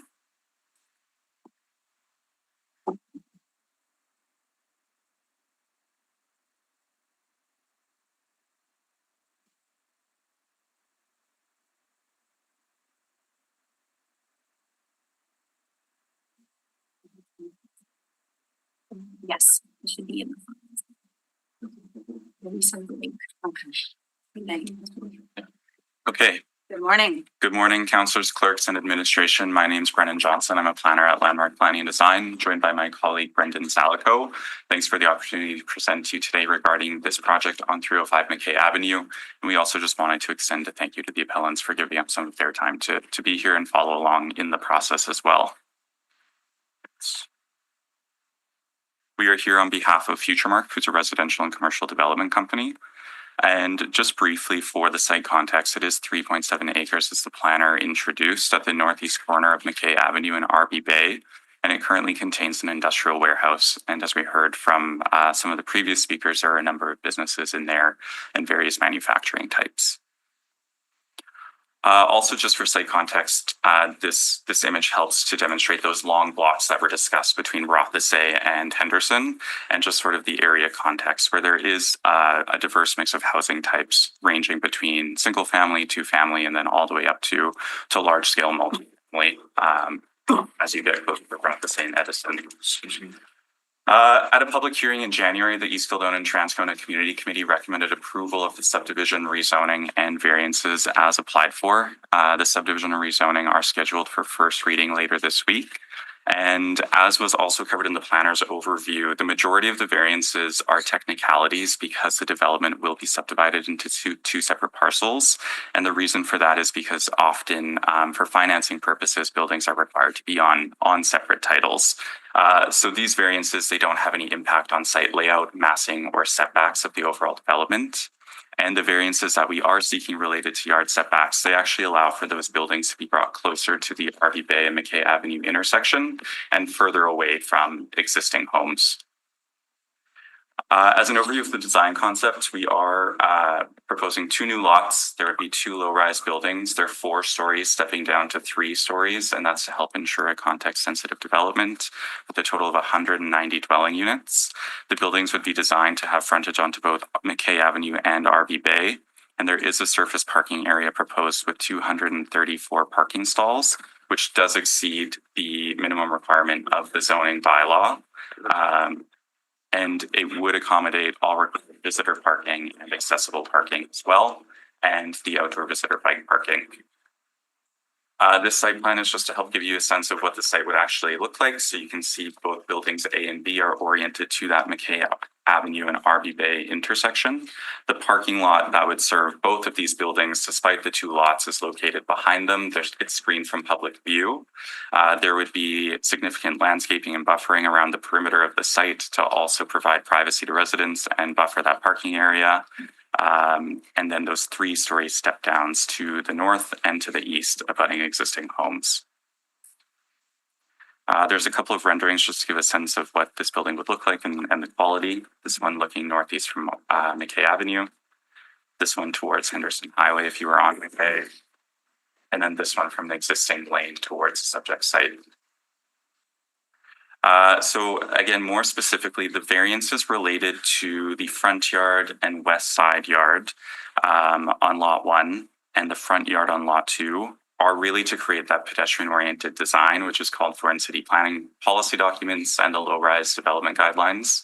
And they do allow for the buildings to be brought further from those homes and help to address those privacy concerns. And related to setbacks, one of the comments that we heard from appellants was related to privacy. So this does create that greater separation. It does exceed the recommendations of the infill design guidelines for setbacks. And without these variances, the buildings would end up being moved further into the site and not provide as much separation. Hey, sorry. Okay, we'll finish your presentation. We can go back. Okay. The setbacks to where this development would abut existing homes either meets or exceeds the minimum requirements of the zoning bylaw. There will also be that landscaping that I mentioned to help provide privacy and an opaque wood fence. And then the building end caps feature clerestory windows, and they don't include balconies to further help address those privacy concerns. The rest of the variances associated with this project for setbacks and parking are just technicalities because of that plan of subdivision. So we're not proposing to reduce overall parking, and we're not proposing smaller yards. So we have a series of slides that I'll try and be as descriptive as possible. But in regard to having on lot 1, no west side yard or no north side yard, that is specific to the lot that this is creating, not to existing homes. And then, Extension of, would someone like to give an extension of time? Councillor Chambers, extension of time for. So moved. All in favor? Carried. Great, thank you. And regarding no unassigned guest parking, no van accessible parking, no bicycle parking, they are actually all provided and they do adhere to the zoning bylaw requirement, but they're located in the center of the 2 buildings. And just where that lot line is drawn, it's convenient for both. It required a variance for one and not the other. And similarly on lot 2, the reduction to the south side yard is to the lot that we are creating.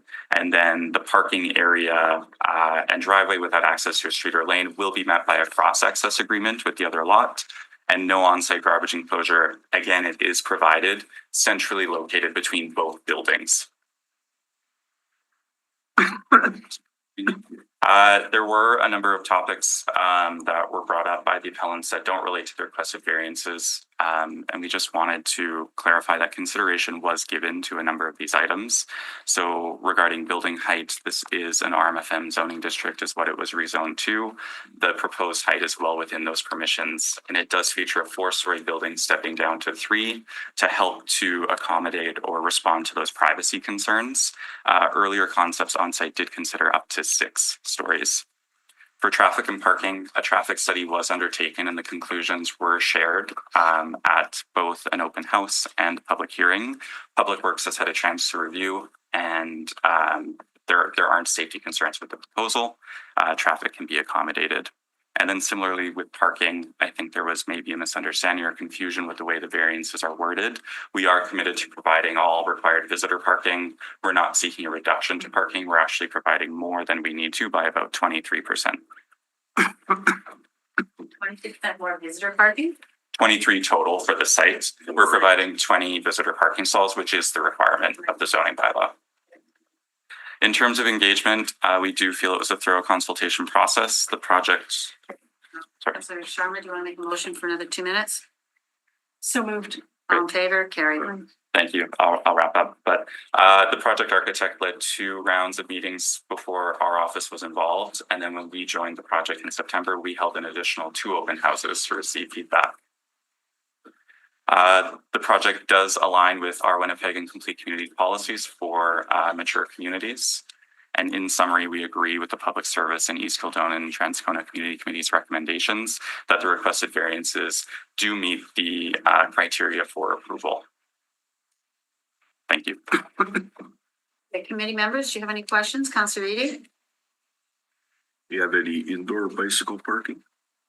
There is no indoor bicycle parking. We do meet the requirement of the bylaw for visitor bike parking. The variance associated with that is, again, because it's centrally located, it just happens to fall onto lot 2. Excuse me.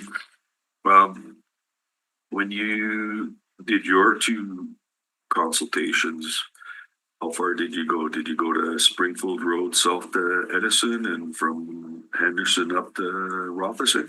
That is correct. So for the first consultation that we undertook, it did extend north to Springfield, south to Edison. It extended down the block of McKay and Aspenwood to Rothesay. And then we did McKay up to where RB Bay, that entrance comes from. We did hear at that meeting that there was additional concern from residents on RB Bay, so we extended the notification to include that entire street for the second one. Okay. And did you change any variances or anything as a result of those consultations? So not specific to variances, but we did go through a number of design iterations for this project. Since our office was involved, we presented 4 different design concepts that contemplated up to 4 buildings on site, up to 6 stories in height, and a lower parking ratio. I think originally we're proposing a 1-to-1 is what we were looking at, which is the bylaw requirement. Based on the feedback and through the design process, we ended up having this concept that went forward with the 2 buildings, lower in height, further away from homes, and we're able to pick up additional parking. I think that's all the questions I have. Okay. Any other questions from committee members? I have a couple. What is opaque fencing? It just means you can't see through it. So it'll be something like a wood material rather than chain link. Okay, good. Okay, so could you flip some of those slides? Because I had a question on one of them here. Okay, slow down here. Back up to like, okay, keep backing up. Okay, just wait here. No, back up some more. Again.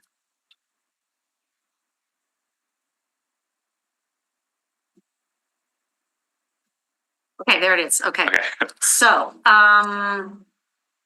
because this is fits into the infill guidelines, you're doing a front yard of 20 feet, but really you could do 10 feet, right?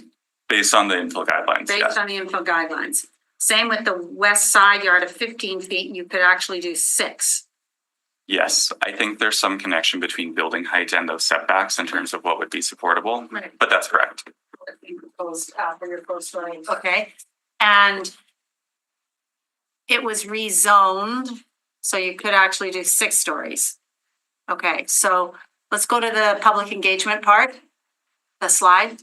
One clarification on the height is there is a height cap of 50 feet that was conditioned. Oh, yeah. So the zoning allows for 6, that would allow for 5. We're doing 4. Okay. Okay, so just, I want to be clear on this because I was hearing a lot from the proponents that people didn't have an opportunity to learn what was going on. So tell me, did you put a 4x6 sign up on this site?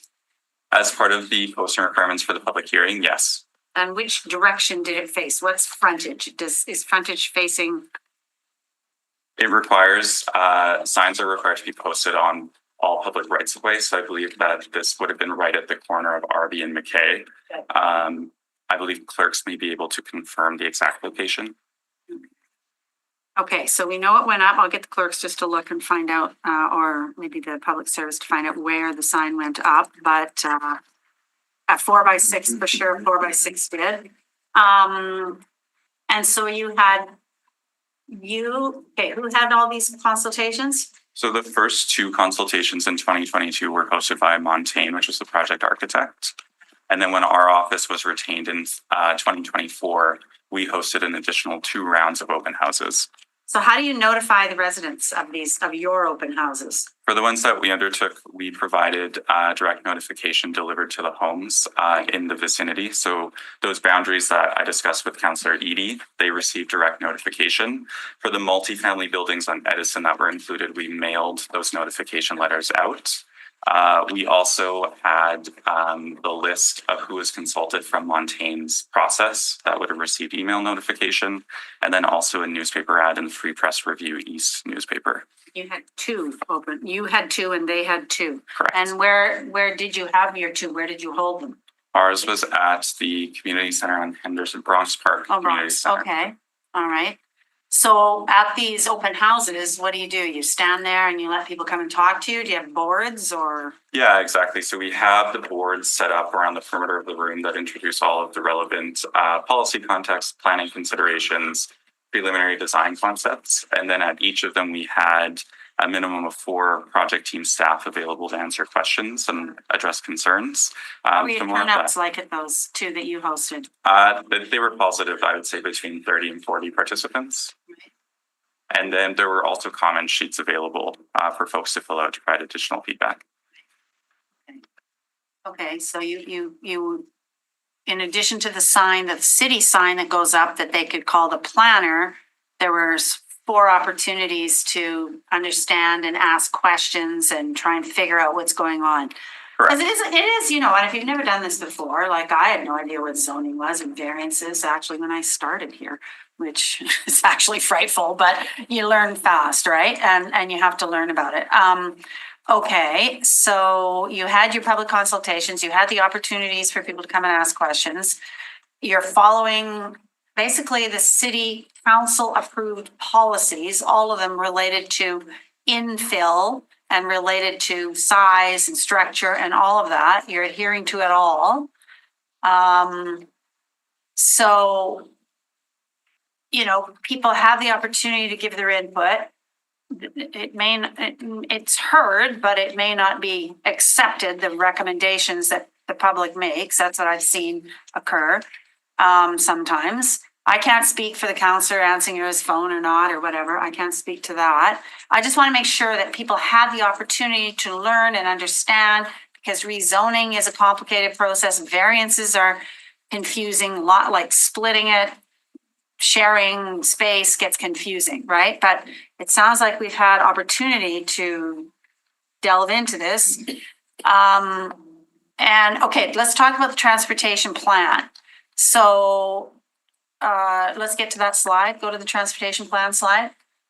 Traffic study. Okay, so traffic study occurs by an engineer and it confirms that the traffic generated by the development is acceptable from a transportation perspective and accommodative.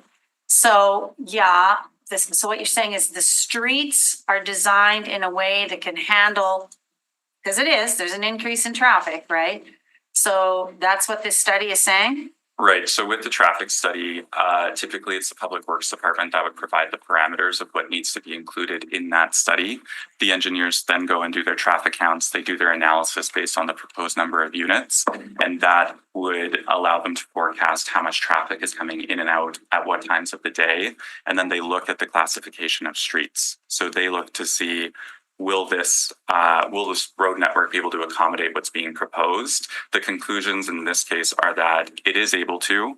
They're recommending that Roach Street, which connects this corner to Edison be upgraded in terms of its priority for snow clearing and those types of things. Oh, good. Okay. And then as a condition of approval on the subdivision and rezoning, Public Works will have another chance to review and see if they determine that traffic calming is warranted on RB Bay.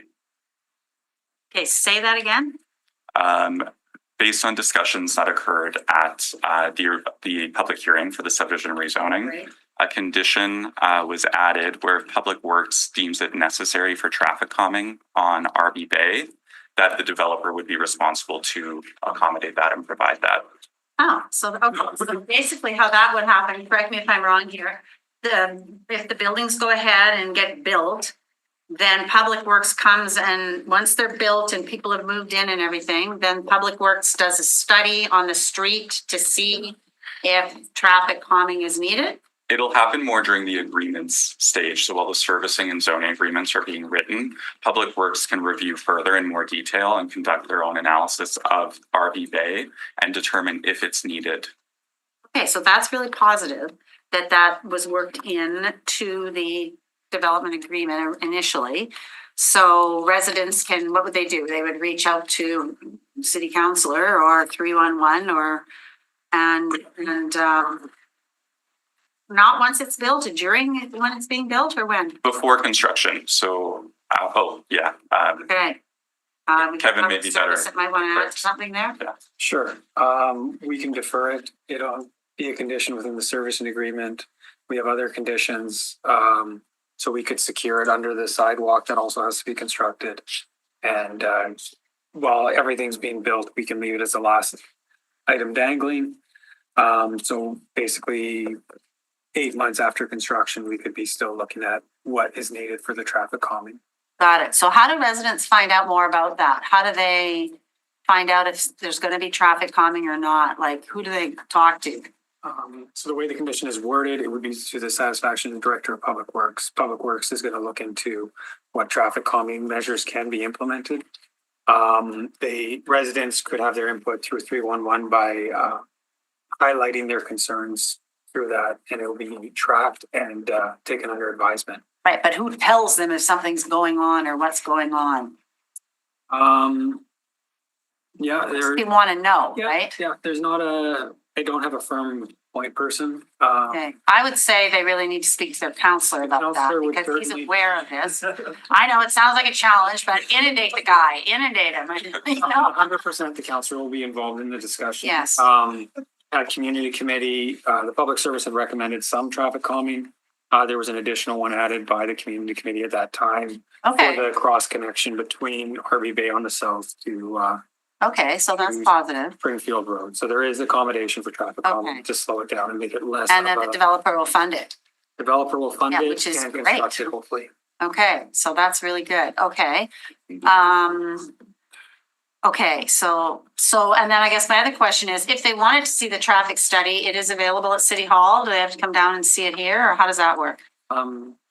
Traffic studies are submitted to the department, but they're theoretically only by the applicant who commissioned them. So it's for our review Got it? in support, but it's not typically publicly available. Not to sound, a lot of it is, it's hard to take it, it's easy to take it out of context because it's talking about numbers and it's hard to differentiate. I think the conclusion is pretty clear in that currently, as was mentioned, Roach is not a P2, but is treated as such for the snow clearing. The recommendation is that it's considered to be bumped up at a later time, but there is no major impacts to the traffic flow, and the road network is operating within an acceptable level with this addition. Well, I mean, Dylan does have certified engineers, as does the city, so we have to, I mean, we rely on the professional certifications to guide us, so I hear what you're saying in relation to the ownership of the impact study. Okay. I don't have any more questions. So thank you very much for does anyone else have any more questions? No? All right. Thank you very much for your presentation. Thank you. Okay. Brendan, are you also wishing to speak? No. Thank you very Okay. much. Okay, then we also had Donovan Taves registered. No, okay, and Charles Ludlow as well, in opposition to the appeal. No, not speaking, it's okay. Okay, is there anyone else who would like to speak in opposition to the appeal for McKay Avenue? Anyone for information? So you were in support of the appeal. We're in opposition now, so Yeah. continue on. Okay, and no one for information. Okay, so now questions of the public service. Well, I asked them all my questions. Anyone else have questions of the public service? I think between, okay. Do we have any idea what the height of those duplexes are? The adjacent streets? Yeah, along McKay there?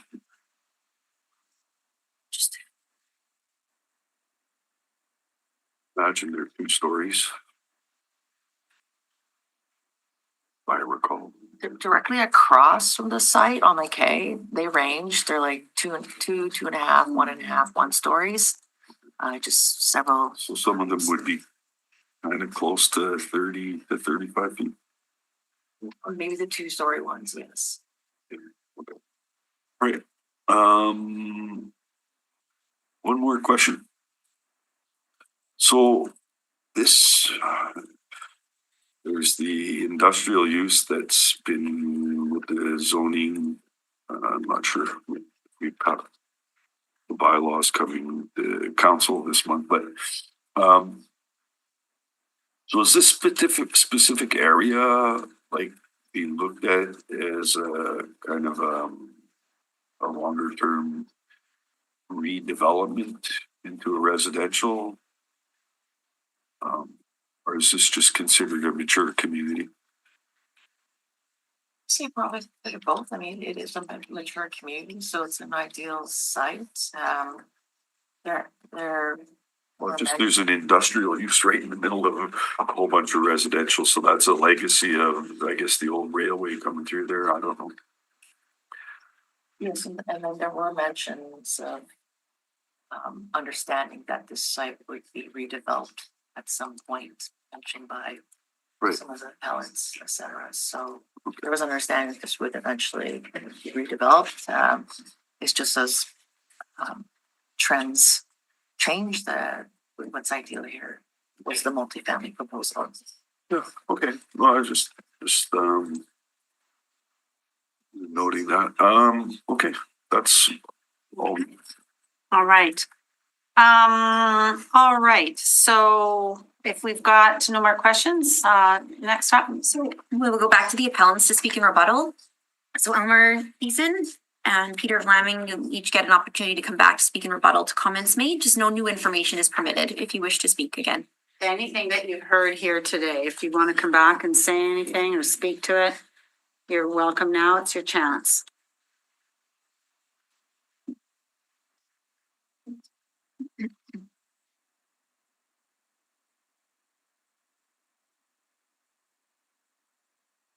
Okay, so Thank you very much. I appreciate this. The calming, at the last public hearing meeting, there was calming, traffic calming proposed for RB Bay, but also for McKay and Roach. So I'm just wondering where that was dropped, because we talked about all of them, because it's going to just add more and more traffic. So we already have, we're as residents, we want to put a request in for speed bumps on McKay because it's a thoroughfare. And so we've already decided that any more traffic than that, we have to have something to. We're already putting up signs because we have small children. The community is changing. Where older people are moving out and younger families are moving in, and so there are signs, little signs, whatever you can buy it, whatever. Slow down, slow down, slow down, and we still have people flying through there at whatever speed they want to. And it's amazing because there's a 4-way stop at the corner of Roach and McKay, and it baffles me that you can pick up speed that fast and on a small street like that. So just to say that we would like to have some calming, traffic calming McKay as well as Roach. And RBB is already included in that. Okay, all right. I'm just looking at the original public hearing. Maybe you recall, Mr. Kwolek, what is Roach included on the traffic calming, or what ones are included in the traffic calming? So there was 4 proposed by the public service. Right, McKay between Henderson and Roach. right. Is it on the? Yeah, it's in appendix B Oh, before Appendix the, B. Got it. um, Administrative coordinating group. Okay, appendix B. Okay. So tell us, sorry, again, which one, so we all hear it for the record, McKay Avenue between Henderson and Roach. right? Here we East-west go. segment of RV Bay. East-west segment of RB Bay, okay, East-west public lane between RV Bay and Springfield. right, East-west lane between McKay and RV Bay. right. And then we added the other one, as I mentioned, which is a southern direct connection from RV Bay to Springfield. Okay, so all of those that are listed, and they're in a document also on the public record, maybe the clerk can send you the document if you want. But all of those are going to be looked at, reviewed, and assessed for traffic calming. Okay, so not McKay from Roach to Rothesay. That one's not included? No. So Okay, somewhere that got missed because that was, we all talked about that fact that needed to happen because of the traffic flow that's already there. And McKay from where? Where did you say? Roach? Roach to Rothesay. Hold on, before we proceed, can we figure out where this noise is coming from? I think it might be coming from your computer. It's your audio. I think it's just. Oh, there, maybe you did it. Okay. Okay. Okay, say that again. From Roach to where? Roach to Rothesay on McKay.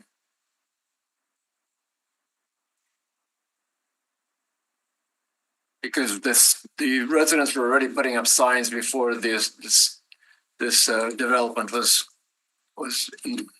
So on the McKay section. on the McKay section, yes. Okay. I don't know if we can add that at this point in time. Well, I don't think we can add that at this moment. However, Okay, right. just looking at the traffic study, the studied traffic on that segment was quite a bit lower than the other 2 segments, both as the background as in the today scenario, as well as in the proposed scenario. But we adding traffic segments on all the length going to that should have a knock-on effect to not make it a attractive cut through. And you know what, even if it isn't in part of the study, if after they do traffic calming, can always be done after the fact, right? okay, will a developer fund that or who's gonna fund At that? that point, the city will fund it. We can't add it on to the developer right now, but we'll take revenue from the taxes of the apartment block and use it for that, right? So All right, if it merits it, it will get done, okay. okay? Because I Yeah. mean, you've got a lot of schools around there, you've got a lot of action around there, so. And I agree with you. I don't know why people can't read signs and why they can't stop. I have no idea. Yeah. But. Well, it's- I mean, there's been an industrial site there for the last 40 years, probably 60 years. And there's no truck signs posted everywhere. Yes, And yet big semi-trailers come through and well, they will be not now if there's no industrial, so that's it. We hope, we hope, we hope. that is true, yes. We hope. But anyway, it's been a bone that we've had to pick with the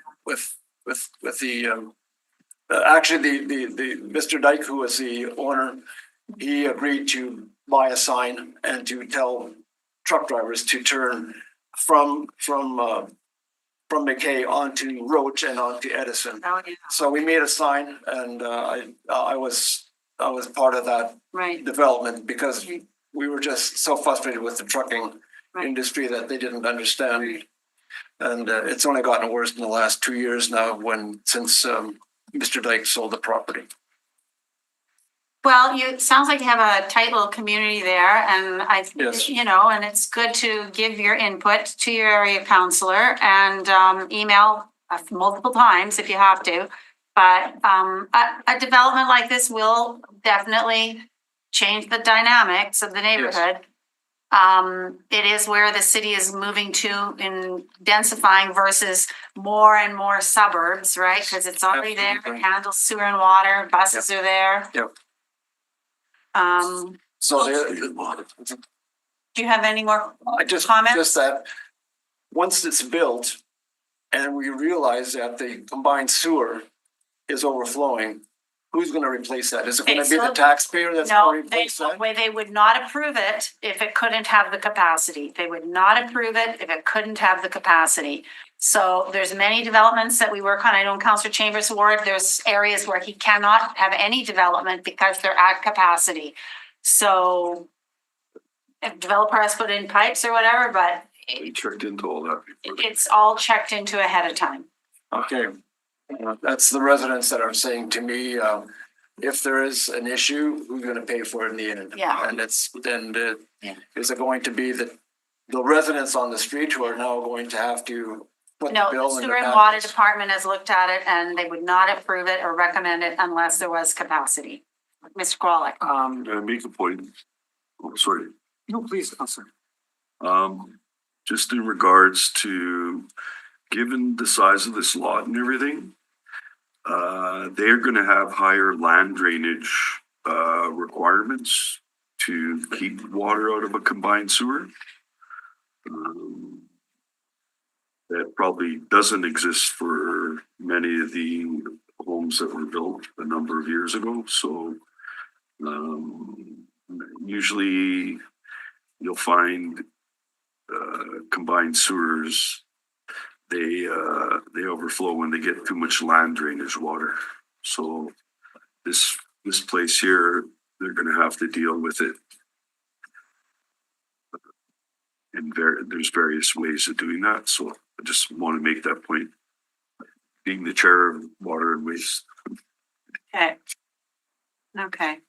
Okay, so if there's no more comments, thank you for your comments. Thank you for the questions, people. And we'll have the next delegation if there's another one. I believe the other appellant is no longer here, Peter Vlaming. Okay, no. So then, and now would be time for motions. Okay. All right, so we've reached the point where it's time for motions. Does anyone want to make a motion or I can do it if you want to move the motion, Councillor Eady, or I can move the motion, you can take chair, whatever you want. Oh. You want to move the motion? I move that the report of the Winnipeg Public Service be taken as read. All in favor? I Carried? move that the receipt of public representations be concluded. All in favor? Carried? I move that in accordance with subsection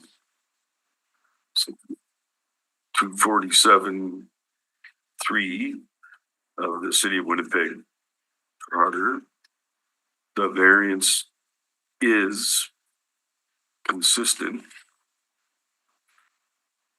with Plan Winnipeg, any other applicable secondary plan, does not substantial adverse effect on the amenities, use, safety, and convenience of the adjoining property and adjacent area, including an area separated from the property by a street or waterway, is the minimum modification of zoning bylaw required to relieve the injurious effects of zoning bylaw on the applicant's property, is compatible with the area in which the property being affected is situated. Madam Chairperson, this is a big concern you're having in the middle of the block, so I totally understand the existing people in the neighborhood having big concerns about this, but essentially,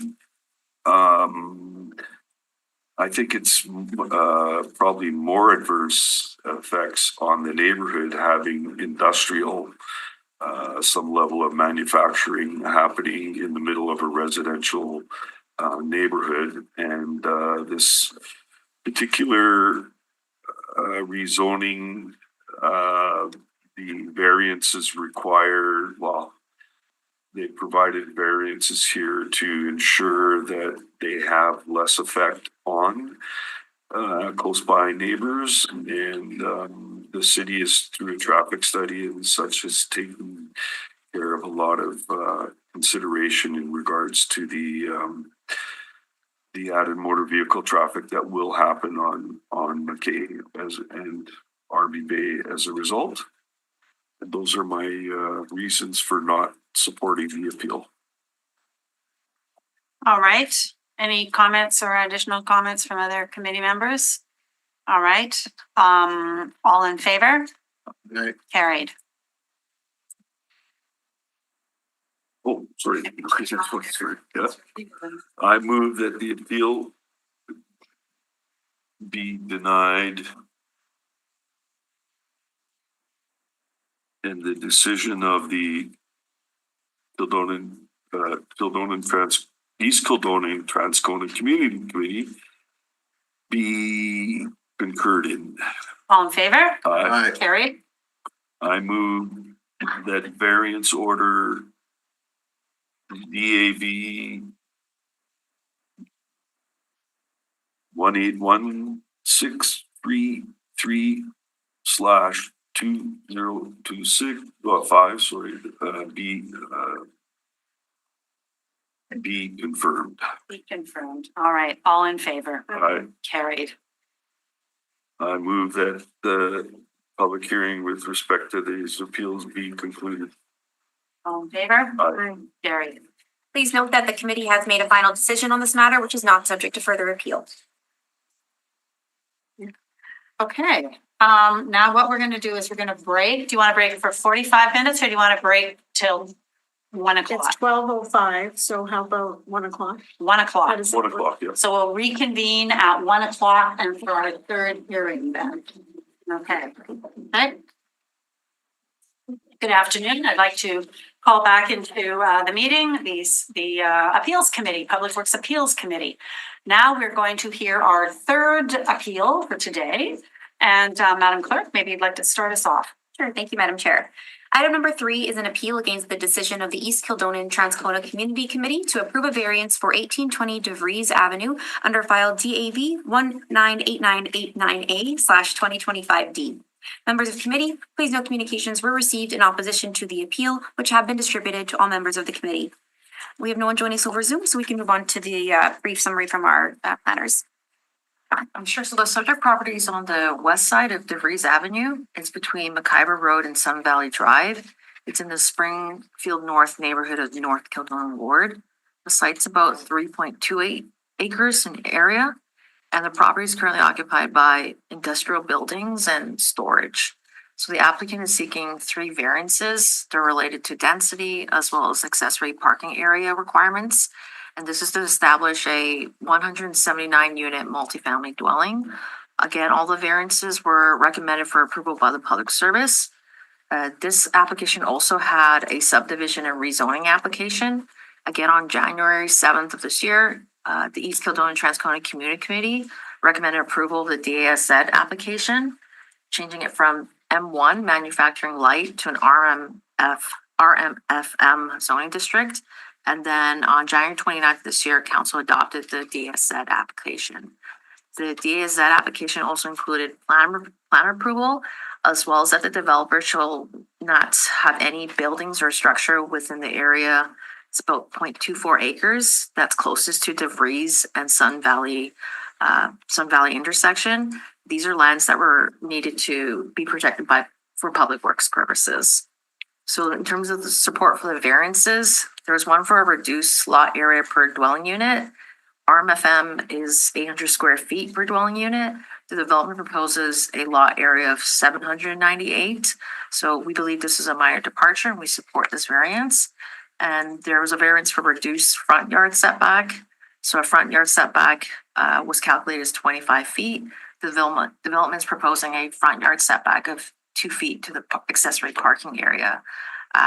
So there are no actual abutting neighbors to the east. It's basically DeVries Avenue, Lage, and then the Norris Road right away before Kilcona Park. And then the building itself is much farther set back. It's about 76 feet to the northeast corner of the building, and it's 98 feet to the southeast corner of the building from the property line on DeVries. And then there's landscaping provided as well as a buffer. And then the front yard setback, as noted, is for potential future property requirements from Public Works. So we support this variance as well. And the last variance was for a reduced north side yard. Again, this is to the accessory parking, and it's calculated as 8 feet. The development is proposing 2 feet. So there are no abutting residential uses to the north. Residential ones, but there is a building like a manufacturing use at 1838 DeVries to the north. And the building itself, again, is set back about 127 feet from this north side yard. And there's a fence provided as well. So we support these variances. And overall, we believe the proposal is consistent with policies in our Winnipeg Complete Communities. That concludes my summary. Happy to answer any questions. Okay, committee members, any questions?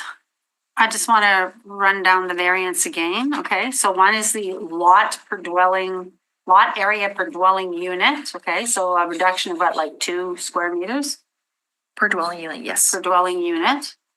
And then the other one is for the establishment of an accessory parking area to permit a front yard 2 feet and a north yard. So would you mind showing us on the drawing which is front? Because there's all these developments that it's hard to tell which is. So if I were to go to page, I don't know, what page is the best one to show me? Page 18, I guess, page 18, 17, 18, or 19. Which is the front? Let's do page 18 because that seems to be clear. Yeah, so it's got like that trapezoidal. So on the very east side, the right side of the page is the front yard. So that's DeVries Avenue. Right. So they're requesting a 2 feet front yard. It's to that parking you can kind of see to the north.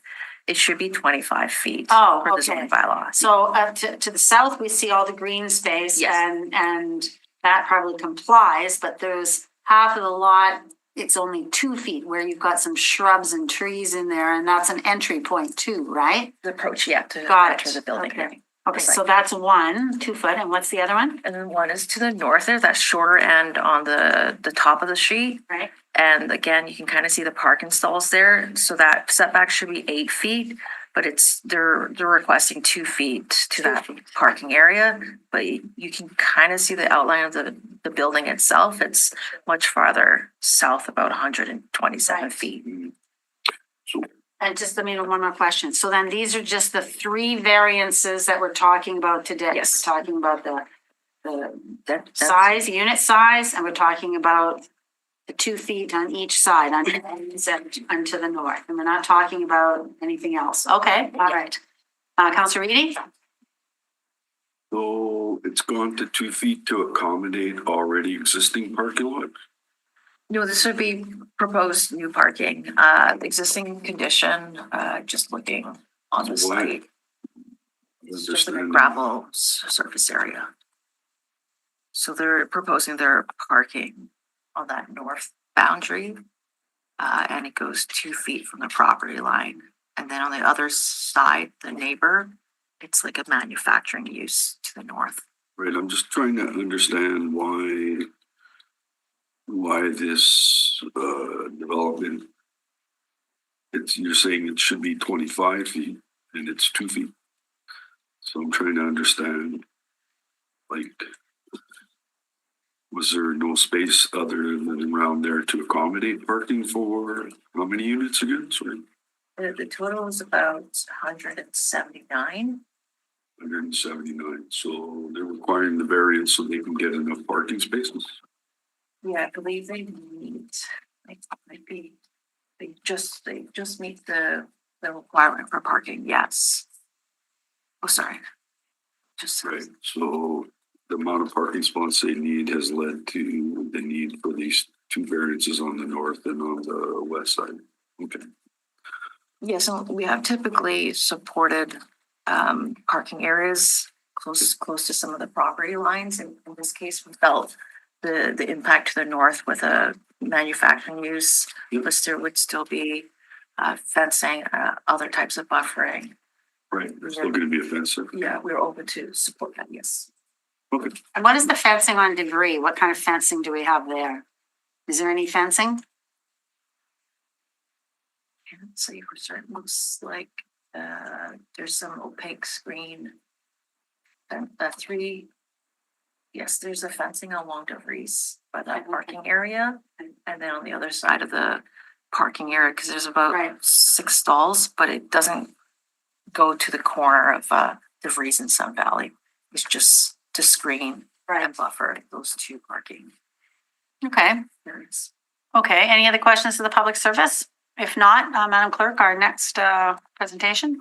We had neither appellant registered to speak today, and I do not see anyone else in the gallery.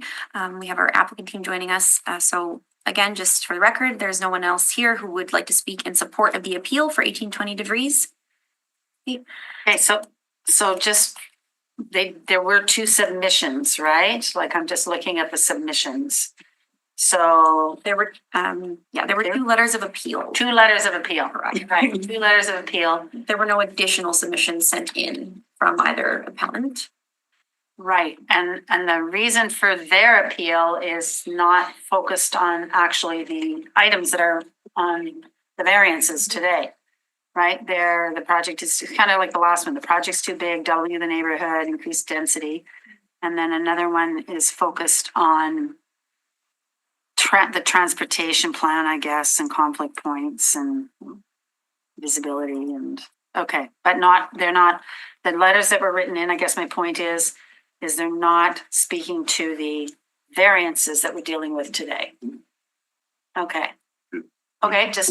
I did have one more question. Yes, yeah. So, given the 2 feet faces DeVries, so there's no concern about nighttime automobile lighting causing an effect there, nor is there the north side where you have manufacturing or you have a warehouse or whatever. Well, DeVries is a service road.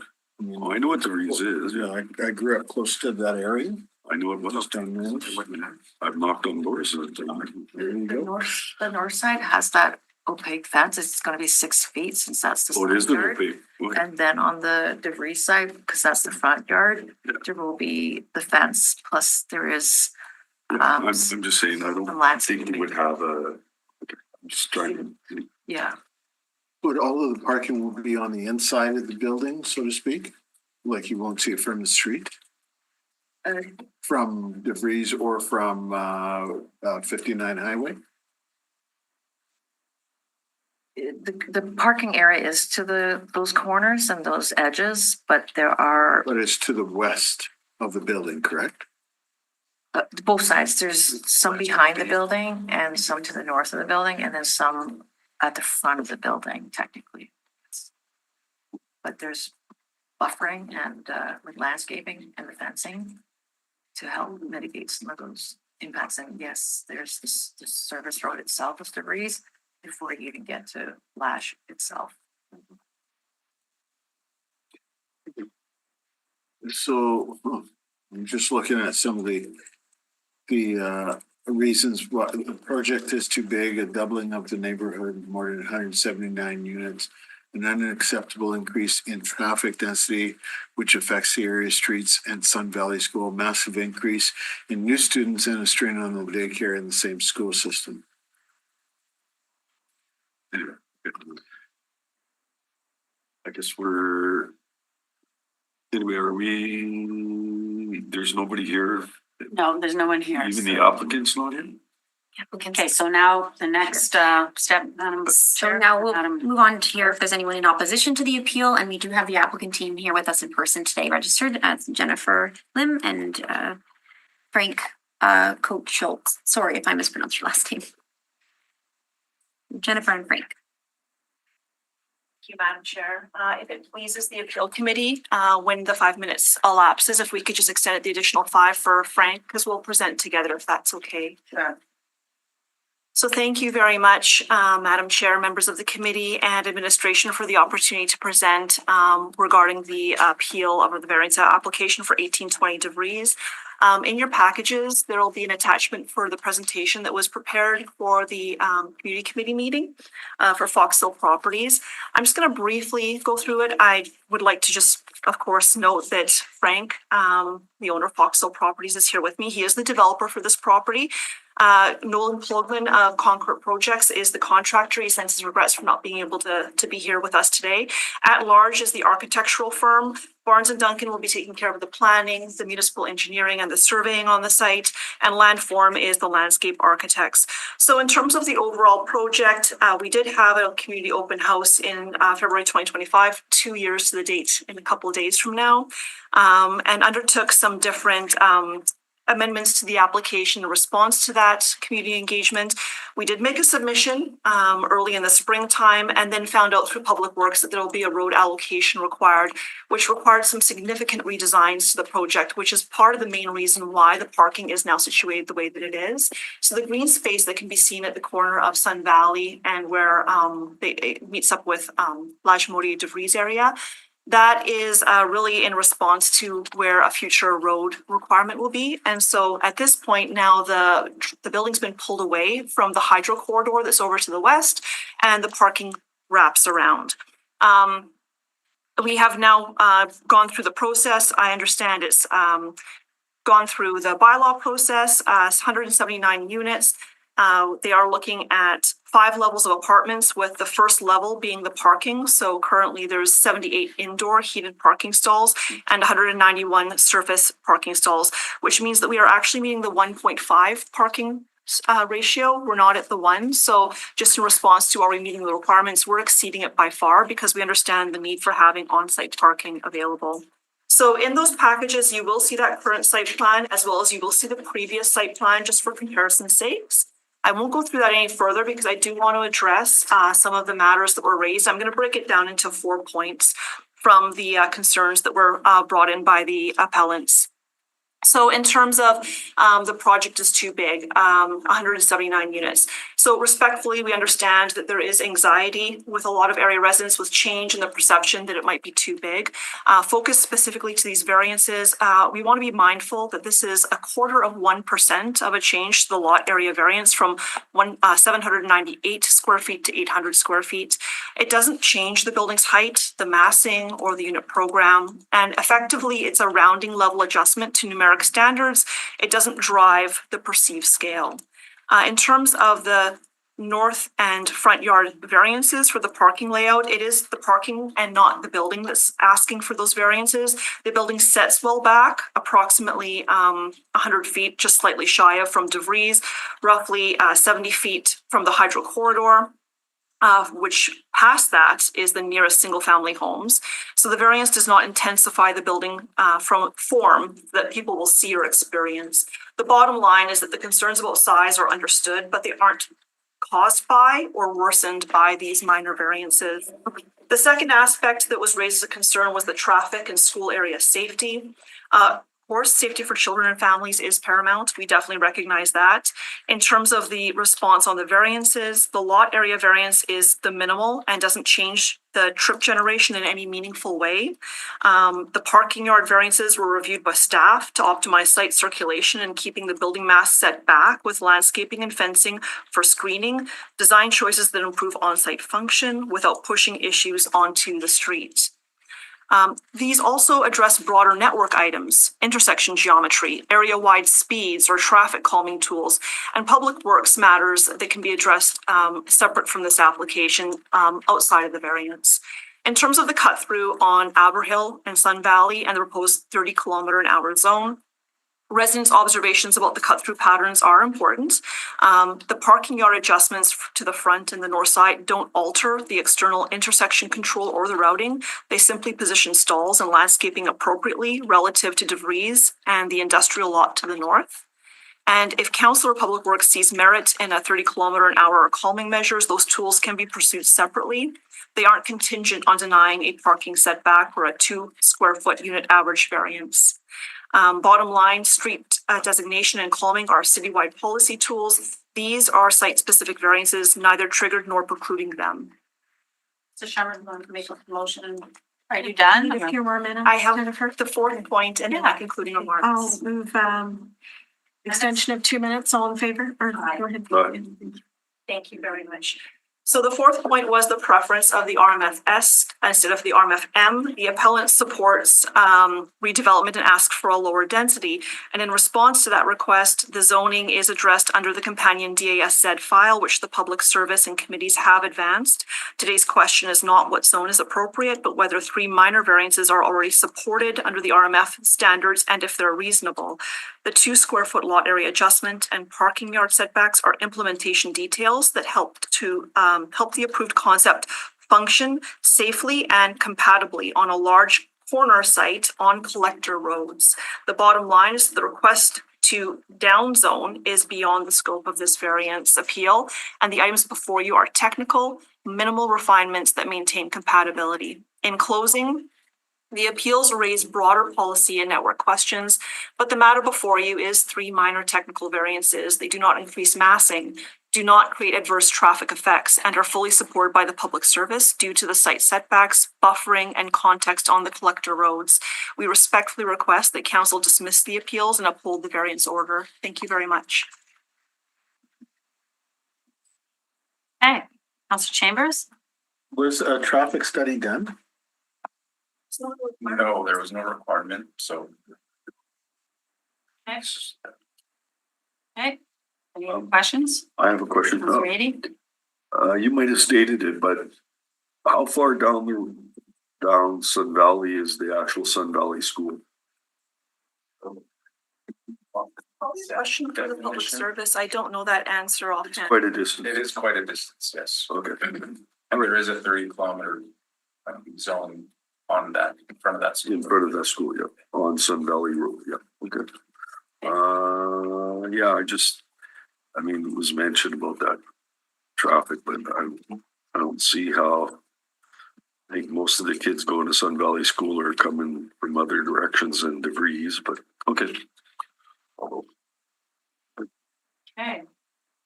Good presentation, Jennifer, and no, pretty clear to me. I don't really have any questions, so.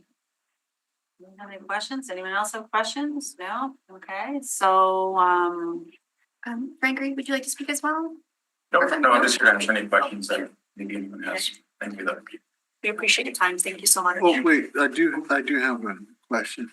Okay, with respect to the building massing and whatnot, if you go a little bit further south on Lagimodiere, there are some condos or apartments that are built just on the west side of Lagimodiere, closer to Grassy Boulevard. The old Shelmerdine site, I think it was. How does your building compare with the massing of those ones? Well, the Shelmerdine site is, I think it's the other direction, maybe? It's further south. Oh, south. Yeah. Coming towards Grassy Boulevard. Okay, those ones, there's I think 2 or 3 different types of, there's a senior facility, there's like a townhouse. Ours would be more of like an apartment style, with a courtyard in the middle. So hence the reason for the parking variance request is so that we could amenitize the courtyard area to provide outdoor space, green space. So from a height perspective, you're consistent with those buildings? I'll believe so, yes. Yeah, okay. All right, okay, that's it. All right. Thank you very much for your presentation. Thank you. So, Madam Clerk, what is next? We have no one else registered in opposition to the appeal, and we have no one registered for information to the appeal. So questions of the public service? I don't have any on the variances. Does anyone have any on the variances?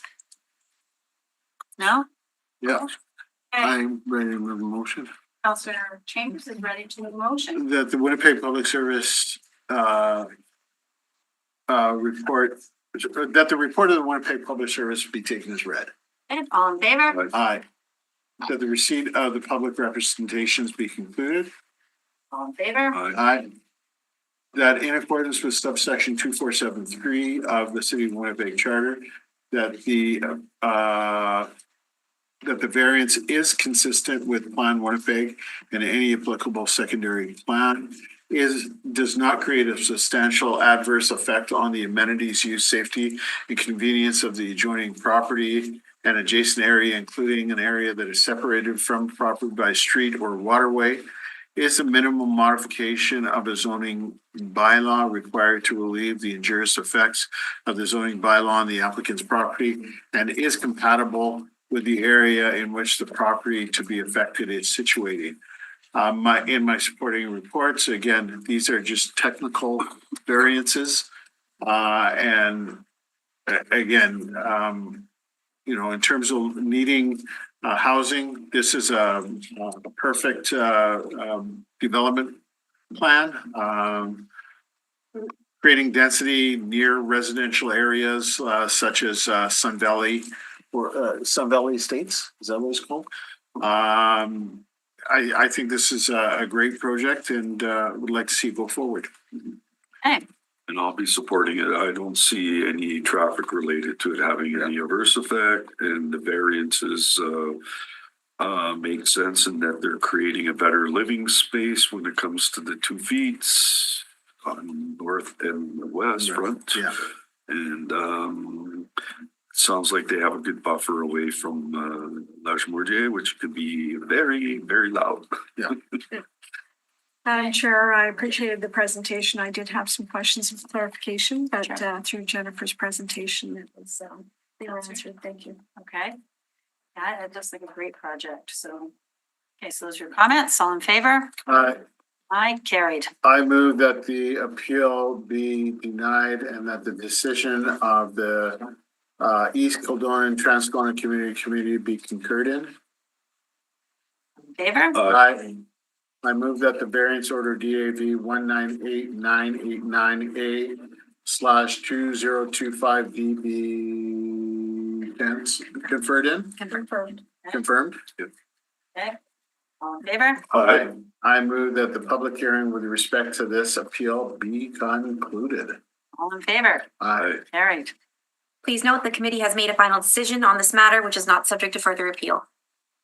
I move adjournment. Right, all in favor? Aye. Carried. Hey, Public Works, I think that ends our routine on, yes, your finish now, Gills.